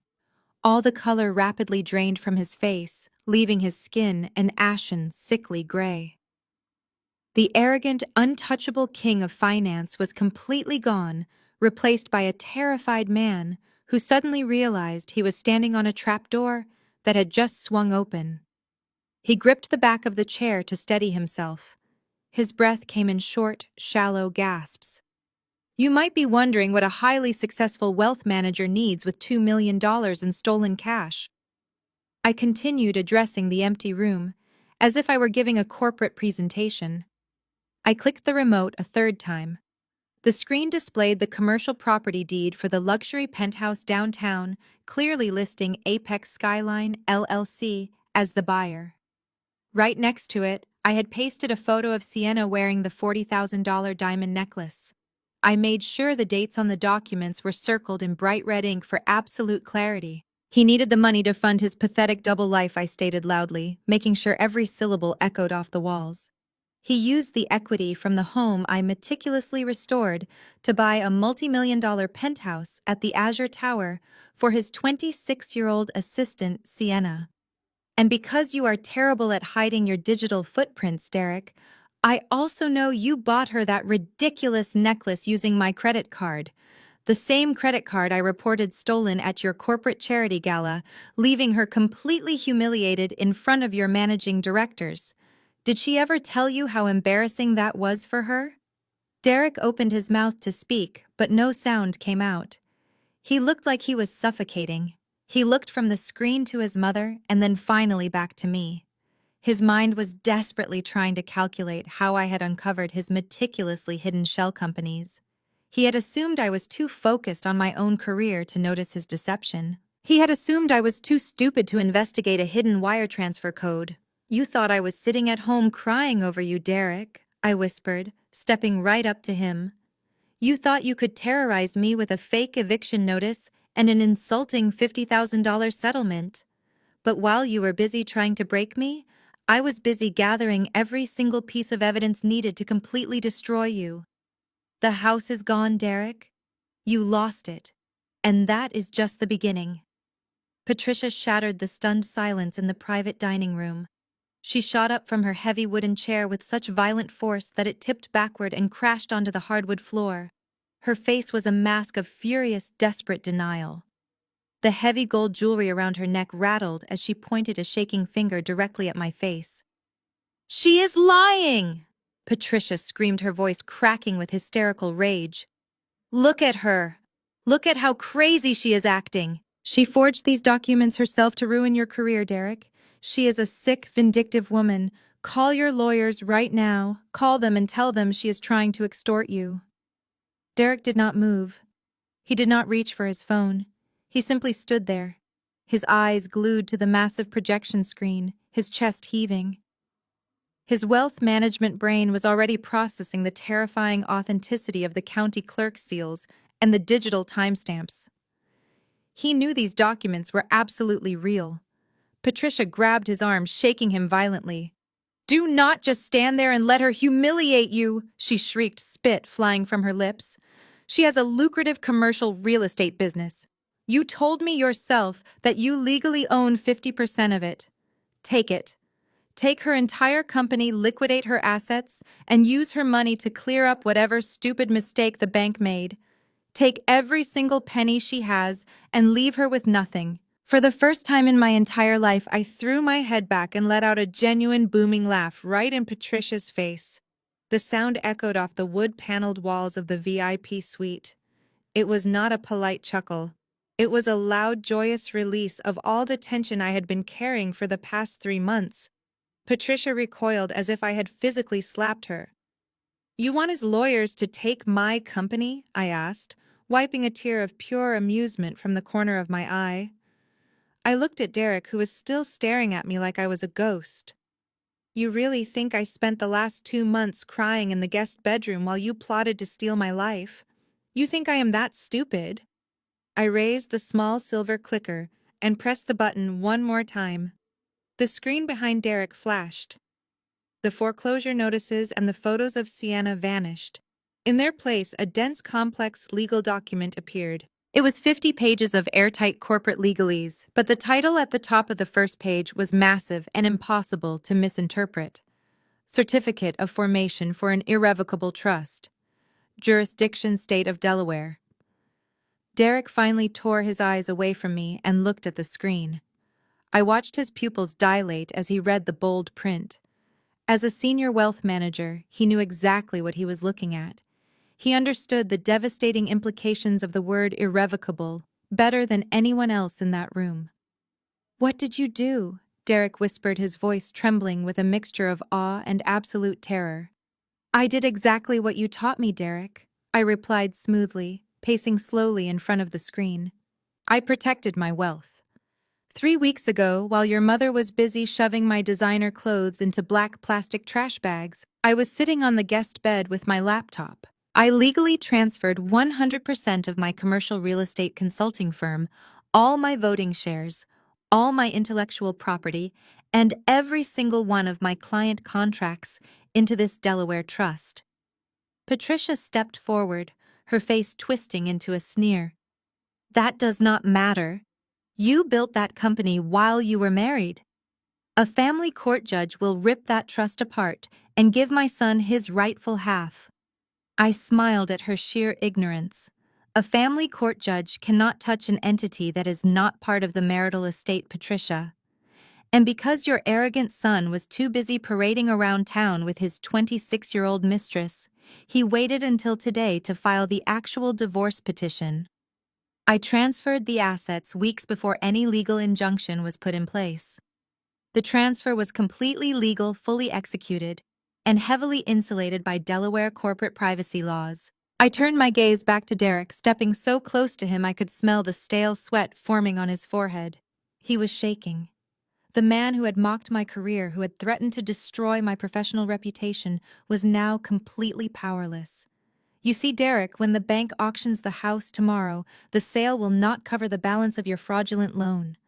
The bank will come after you for the deficiency. They will drain your accounts and liquidate your portfolio. Your lawyers will desperately look for my assets to help cover your massive debt. But they will find nothing." I looked him dead in the eye and delivered the final blow. "My company isn't mine anymore. It belongs to a trust. You get absolutely nothing. Zero." Derek stared at me, his chest rising and falling in rapid, shallow breaths. The absolute finality of the word zero seemed to echo in the private dining room. For a few agonizing seconds, the wealthy, polished facade he had worn for our entire 11-year relationship completely shattered. His face twisted into a mask of pure, unadulterated rage. He lunged forward, slamming both of his fists onto the dining table so hard that the crystal wine glasses rattled, and Patricia let out a startled shriek. "You think you are so incredibly smart," Derek roared, his voice cracking with the sheer force of his anger. "You think a stupid piece of paper in Delaware is going to stop me. You are delusional, Natalie. My lawyers are going to shred that trust, and I am going to use our own money to pay them to do it. You seem to have forgotten about the $500,000 sitting in our joint savings account. I will drain every single penny of that cash to drag you through family court for the next 10 years until you are completely bankrupt." I did not flinch. I did not step back. I just looked at his red, furious face and let a slow, freezing smile spread across my lips. I lifted the small silver clicker and pressed the button one more time. The legal documents for the Delaware Trust vanished from the massive projection screen. In their place, a high-resolution screenshot of our primary joint savings account portal materialized, brightly illuminating the darkened room. I had taken the screenshot just hours after he made his move. The account numbers were clearly visible at the top, but the number that mattered was the one in the center of the screen, displayed in large, undeniable font. Available balance, $12.00. Derek froze. His fists remained planted on the table, but the furious energy completely drained from his body, replaced by a sudden paralyzing terror. He stared at the giant number 12 glowing on the wall. He blinked rapidly as if expecting the numbers to change, but they remained fixed, a digital monument to his own greed. "You are absolutely right, Derek," I said smoothly. my voice echoing clearly over the soft jazz music playing from the ceiling speakers.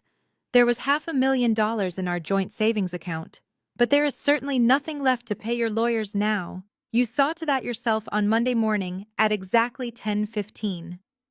Patricia looked back and forth between the screen and her son, completely lost. Derek, what is she talking about? Patricia demanded, her voice trembling as she clutched her expensive pearl necklace. Where is your money? Why does the account say $12? Why do you not tell her, Derek? I asked, stepping closer to him so he could not look away from me.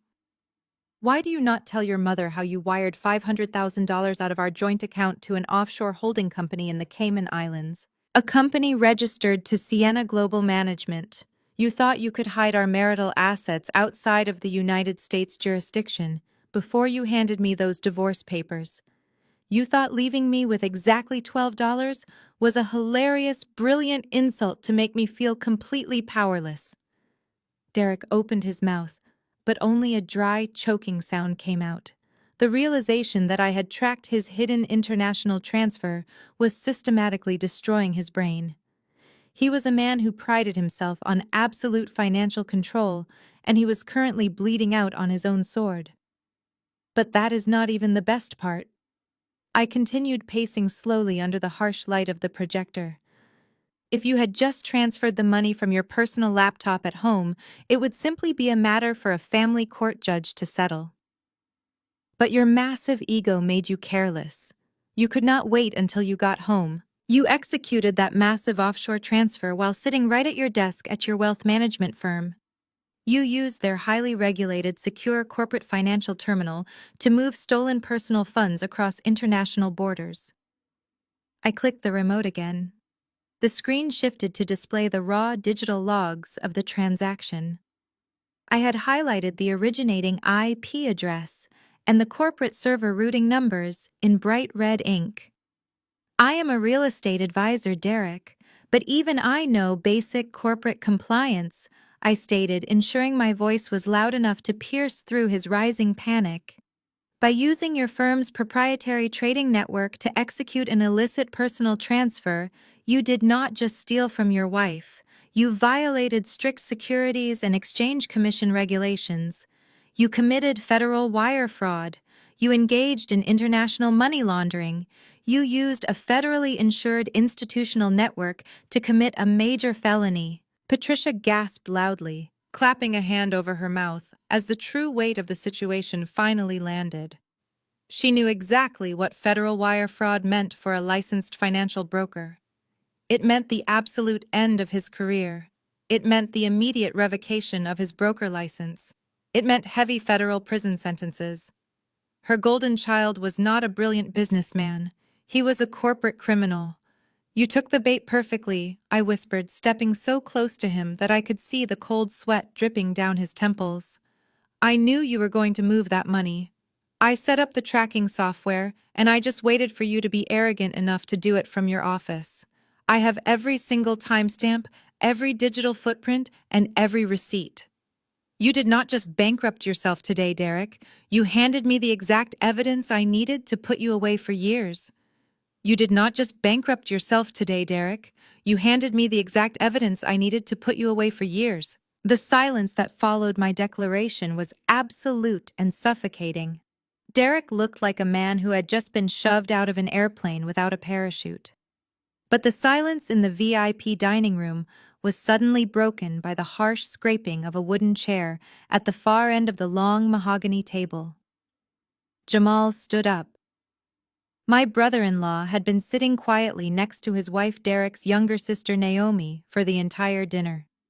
Derek had insisted on inviting them to this anniversary dinner, wanting an audience to witness his grand orchestrated dismissal of me.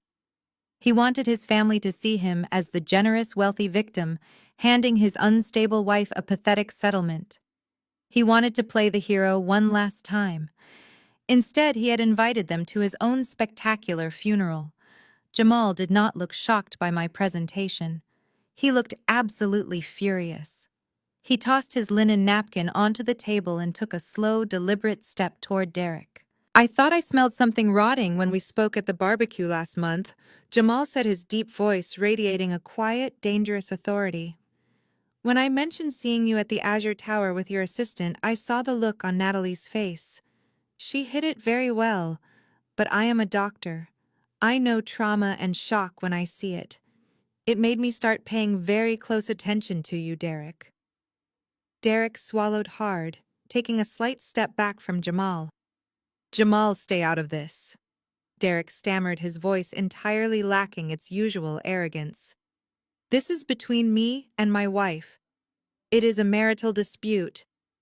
Oh, I am very much in this. Jamal shot back, closing the distance between them until he was standing mere inches from Derek. Because after that barbecue, I decided to do some digging of my own. I have close friends who work in forensic accounting. I asked them to run a quiet, unofficial background check on your supposed investment portfolios. I wanted to make sure the aggressive financial advice you were constantly giving my wife was actually sound. Patricia turned her horrified gaze from the glowing projection screen to her son-in-law. Jamal, what are you talking about? She asked, her voice trembling with a new, much deeper fear. Jamal did not look at Patricia. He kept his eyes locked firmly on Derek, his jaw clenched tight. Tell your mother what you did. Jamal demanded, his voice echoing sharply off the wood-paneled walls. Tell her what you did to Naomi's money. Naomi gasped, her hand flying to her mouth as she stared at her older brother. Derek's eyes darted frantically around the room, desperately looking for an exit that did not exist. His chest was heaving, his expensive suit suddenly looking 2 sizes too big for his shrinking posture. He is not going to say it, Jamal said, his tone dripping with absolute disgust. So I will. Before Derek ever started stealing from his wife to fund his mistress, he was busy stealing from his own flesh and blood. 3 years ago, Derek convinced Patricia to give him full control over Naomi's inheritance trust, the money that was supposed to pay for her advanced medical degree and our future children. He told us all he was putting it into a secure, high-yield municipal bond fund. Jamal paused, letting the heavy, devastating reality settle over the room. But he did not buy any bonds. He used the entire fund to cover massive margin calls on his own personal stock market losses. He gambled away his own sister's future on risky offshore tech startups that went bankrupt, and he has been forging the quarterly statements ever since to cover his tracks. A sharp, agonizing cry escaped Naomi's lips. Patricia looked as if she had been physically struck by a freight train. Her face turned entirely pale, and she grabbed the edge of the dining table just to keep her knees from giving out.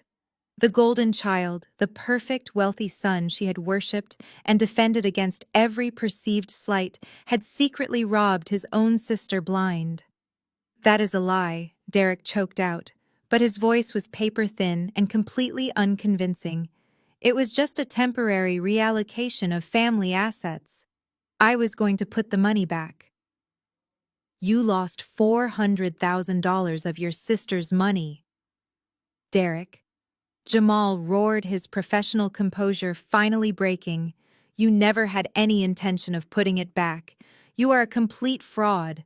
You are nothing but a cheap con artist wearing an expensive suit.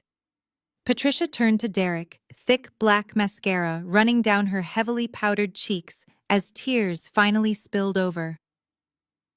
Tell me he is lying, Derek, she pleaded, her voice breaking into a hysterical, pathetic sob. Tell me you did not steal from your own sister. Derek opened his mouth, but no words came out.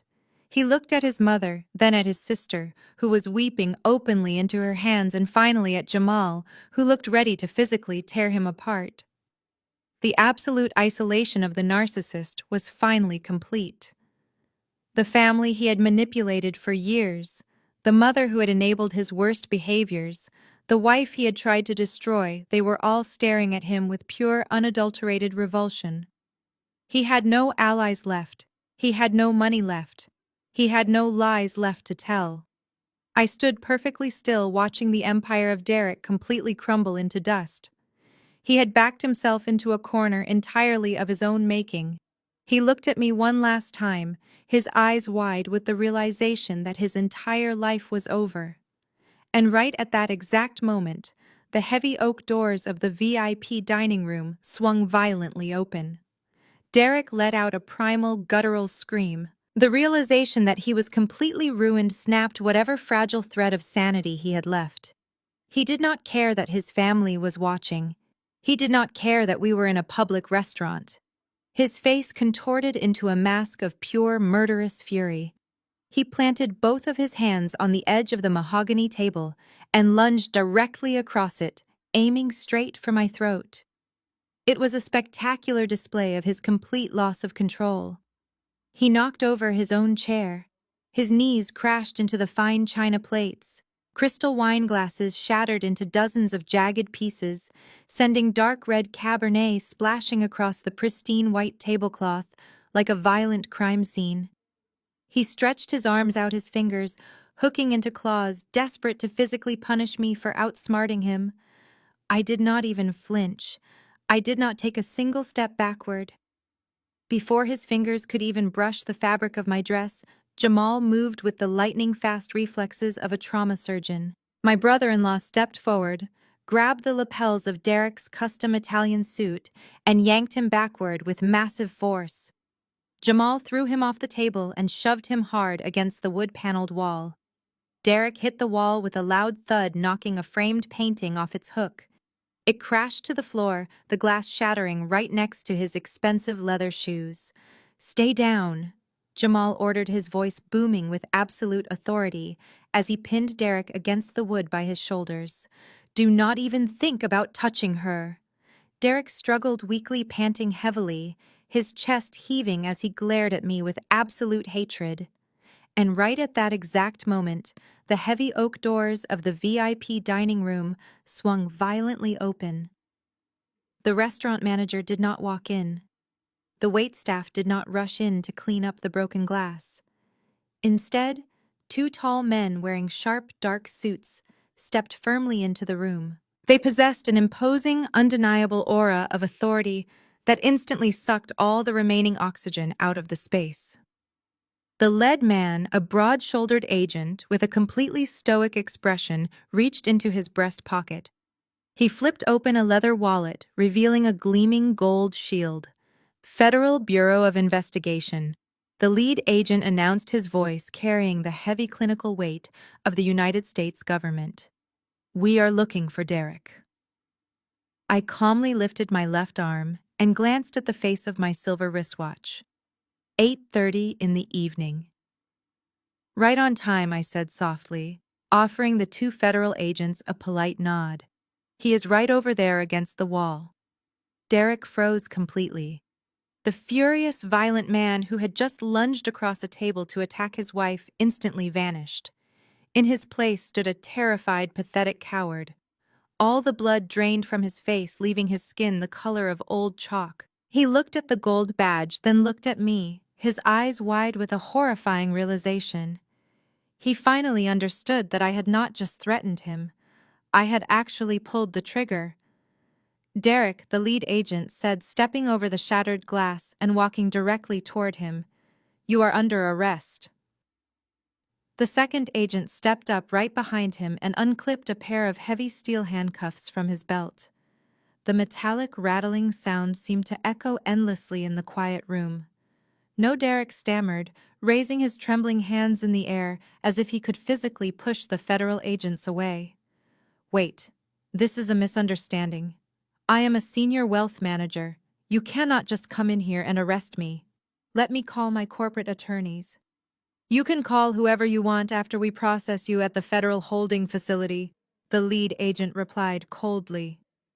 He grabbed Derek by the wrist, spun him around, and slammed him face first against the wall Jamal had just pinned him to. Derek let out a sharp cry of pain as his cheek hit the hardwood paneling. The agent forcefully pulled his arms behind his back. The heavy steel cuffs ratcheted shut around his wrists with a series of sharp, permanent clicks. Patricia suddenly snapped out of her paralyzed shock. She rushed forward, waving her heavily jeweled hands in the air. "Stop it!" Patricia shrieked hysterically. "Unhand my son right now! Do you have any idea who we are? We are highly respected members of this community. You are making a massive mistake. I will personally sue this entire department for harassment. Ma'am, step back immediately, or you will be charged with interfering with a federal investigation," the second agent warned, pointing a stern finger directly at Patricia's face. She froze her mouth, opening and closing silently like a suffocating fish, completely powerless against actual authority. The lead agent turned Derek around to face the room. "Derek, you have the right to remain silent," the agent recited flawlessly, his voice cutting through Patricia's hysterical sobbing. "Anything you say can and will be used against you in a court of law. You have the right to an attorney. If you cannot afford an attorney, one will be provided for you. Do you understand these rights as I have read them to you?" Derek did not answer. He was staring blindly at the floor, tears of absolute terror streaming down his face. He was weeping openly, the arrogant facade completely destroyed. The agent did not wait for his response. "We are officially charging you with multiple counts of felony wire fraud, aggravated identity theft, and federal bank fraud." The agent continued listing the charges clearly so everyone in the room could hear the exact depth of his crimes. "We successfully executed a search warrant on your corporate office 45 minutes ago. The Securities and Exchange Commission has already frozen your institutional trading accounts and seized your proprietary servers. It is over. Let us go."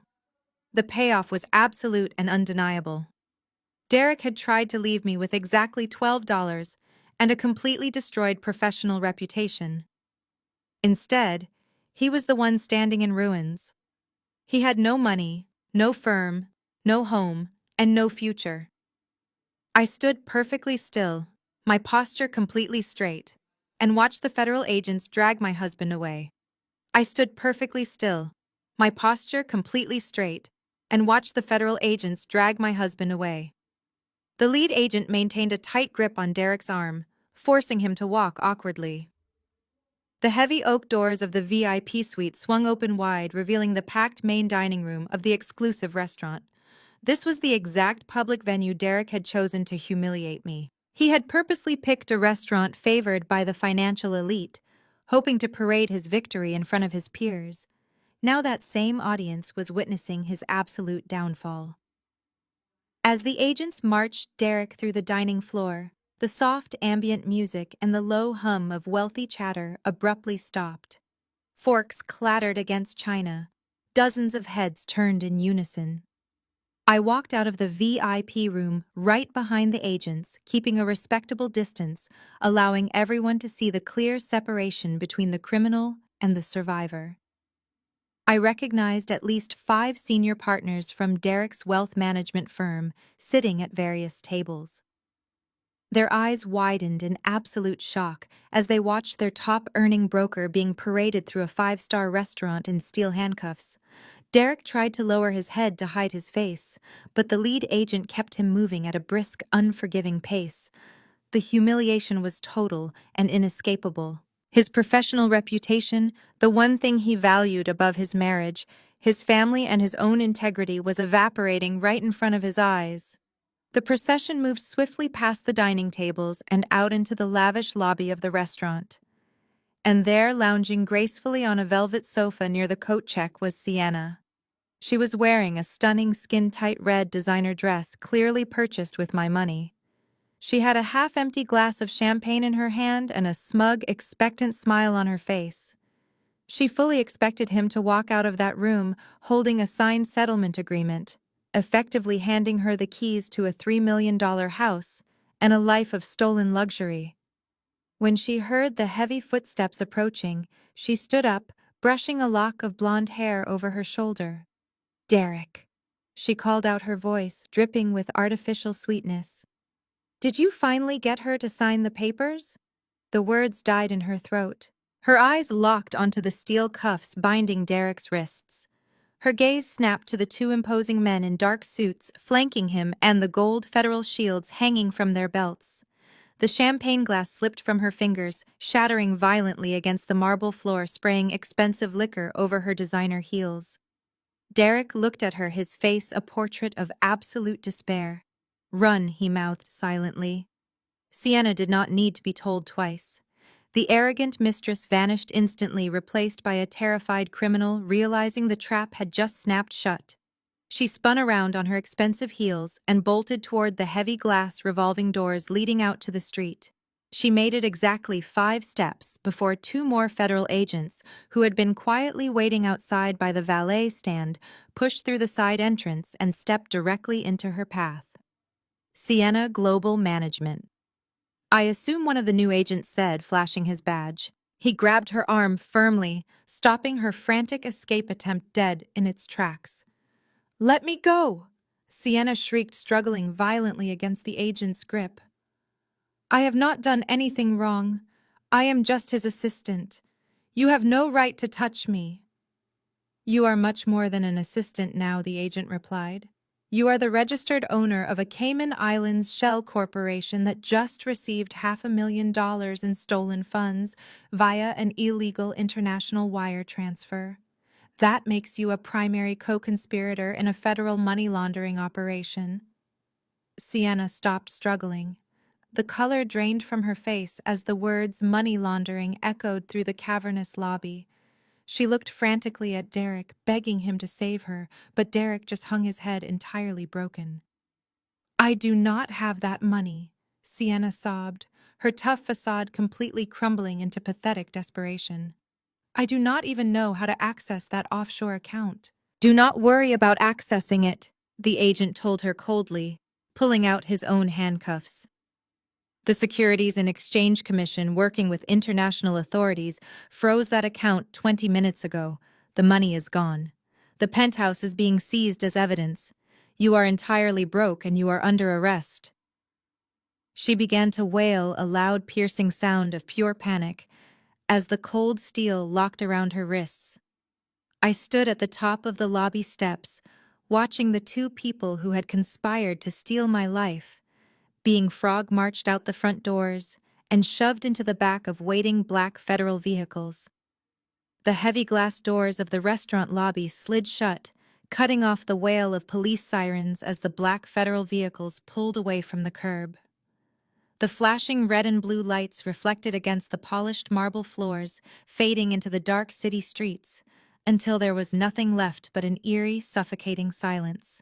I stood at the top of the steps, taking a slow, deep breath. The air had never tasted so incredibly clean.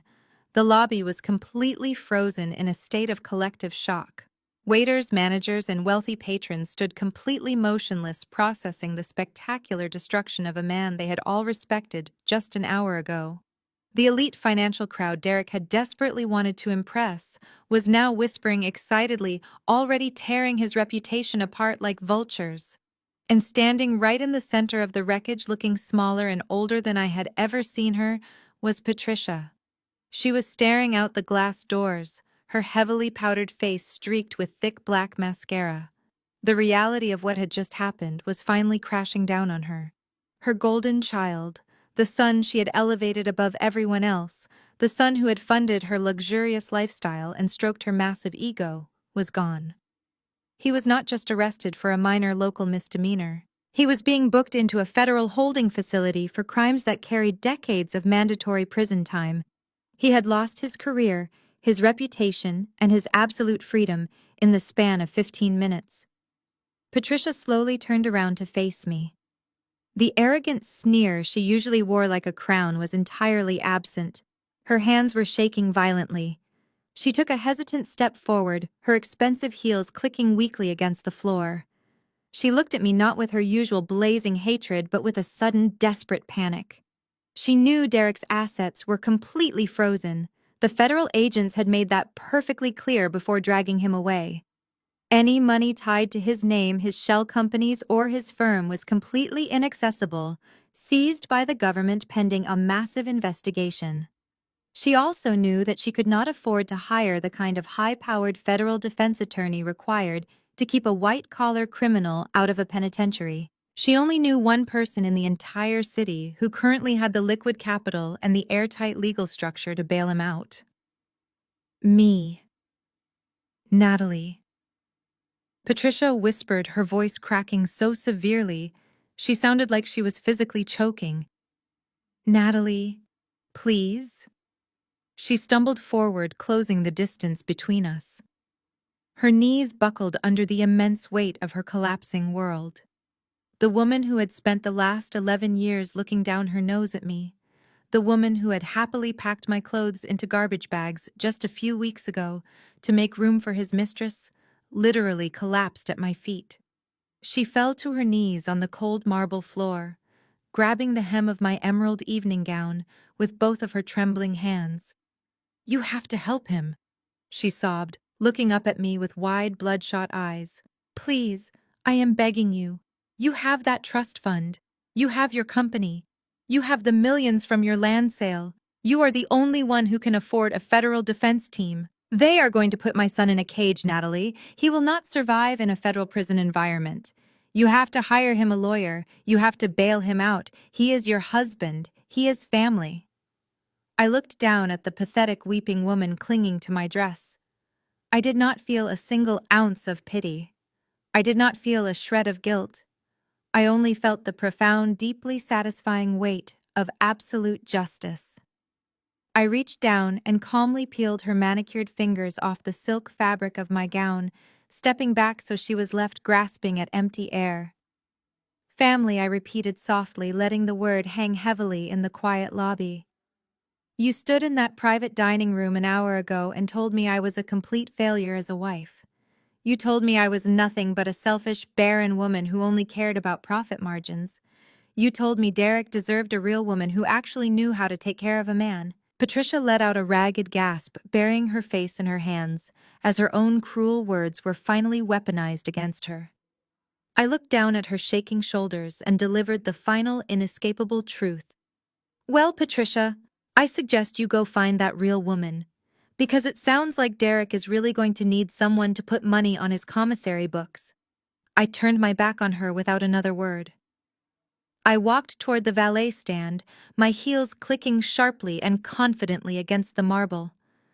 I did not look back when she let out a loud, agonizing scream of despair. I simply handed my ticket to the stunned valet, stepped into the driver's seat of my car, and drove away from the wreckage of their lives. Before I even pulled out of the parking lot, I opened my phone and permanently blocked Derek, Patricia, and every single member of his toxic family. Total, unbreakable no contact was established. They were officially dead to me. They were officially dead to me. 6 months passed since that night at the restaurant, and the passage of time only cemented the absolute destruction of Derek's empire. The federal justice system is typically known for moving at a glacial pace, but when an investigator is handed a perfectly organized, digitally authenticated dossier of financial crimes, the wheels of justice turn with terrifying speed. Derek did not even make it to a full trial. His high-priced corporate defense attorneys took one look at the server logs, the forged signature verifications, and the offshore wire transfer receipts, and they immediately advised him to surrender. Fighting the charges in front of a jury would have resulted in a maximum sentence. He pleaded guilty to federal wire fraud, aggravated identity theft, and bank fraud. The professional fallout was instantaneous and brutal. The Securities and Exchange Commission did not just freeze his accounts. They permanently revoked his broker license and issued a lifetime ban from the financial industry, ensuring he could never legally touch another portfolio again. Furthermore, the wealth management firm he worked for filed a massive civil lawsuit against him for breaching their security protocols and severely damaging their corporate reputation. The man who had based his entire identity on his wealth and his elite corporate status was officially reduced to a bankrupt, convicted felon.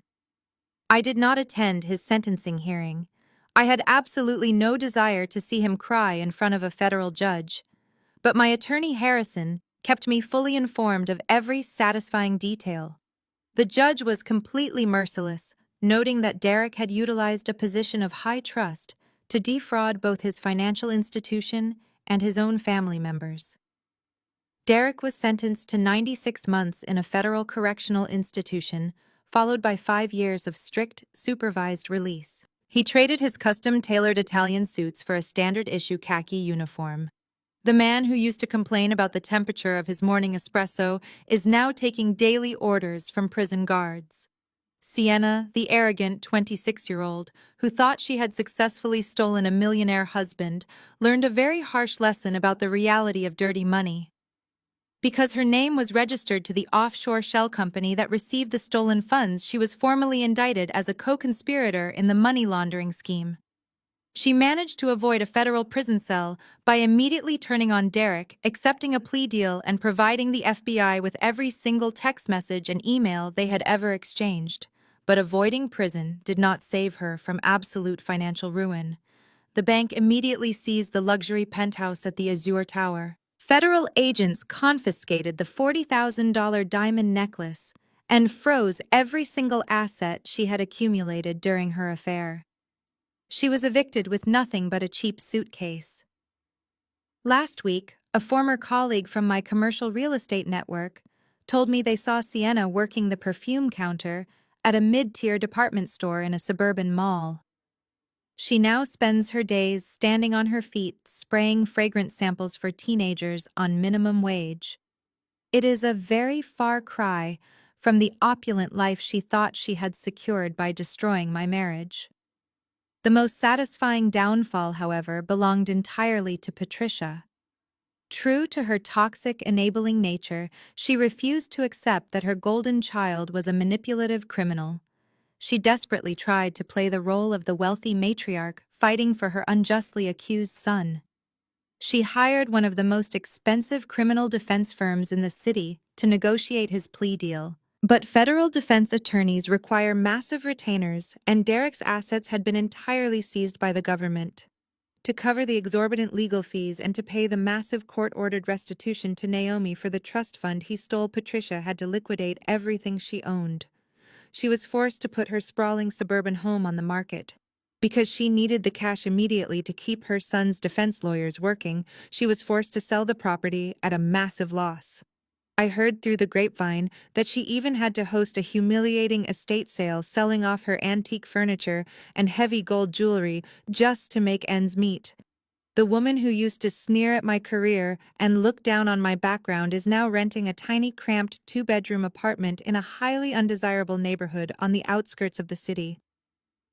Her exclusive country club memberships were revoked due to unpaid dues. Her wealthy friends completely abandoned her, terrified of the social stigma of being associated with a convicted money launderer. She has absolutely nothing left to brag about, no grand house to host her fake family gatherings, and no golden child to fund her delusions of grandeur. The toxic fortress she built around her son completely collapsed, burying her underneath the rubble. The toxic fortress she built around her son completely collapsed, burying her underneath the rubble. As for me, my life took an entirely different trajectory. While Derek traded his corner office for a concrete cell, I was busy expanding my empire. It was a crisp, clear Friday afternoon in early spring, exactly 1 year since that fateful anniversary dinner.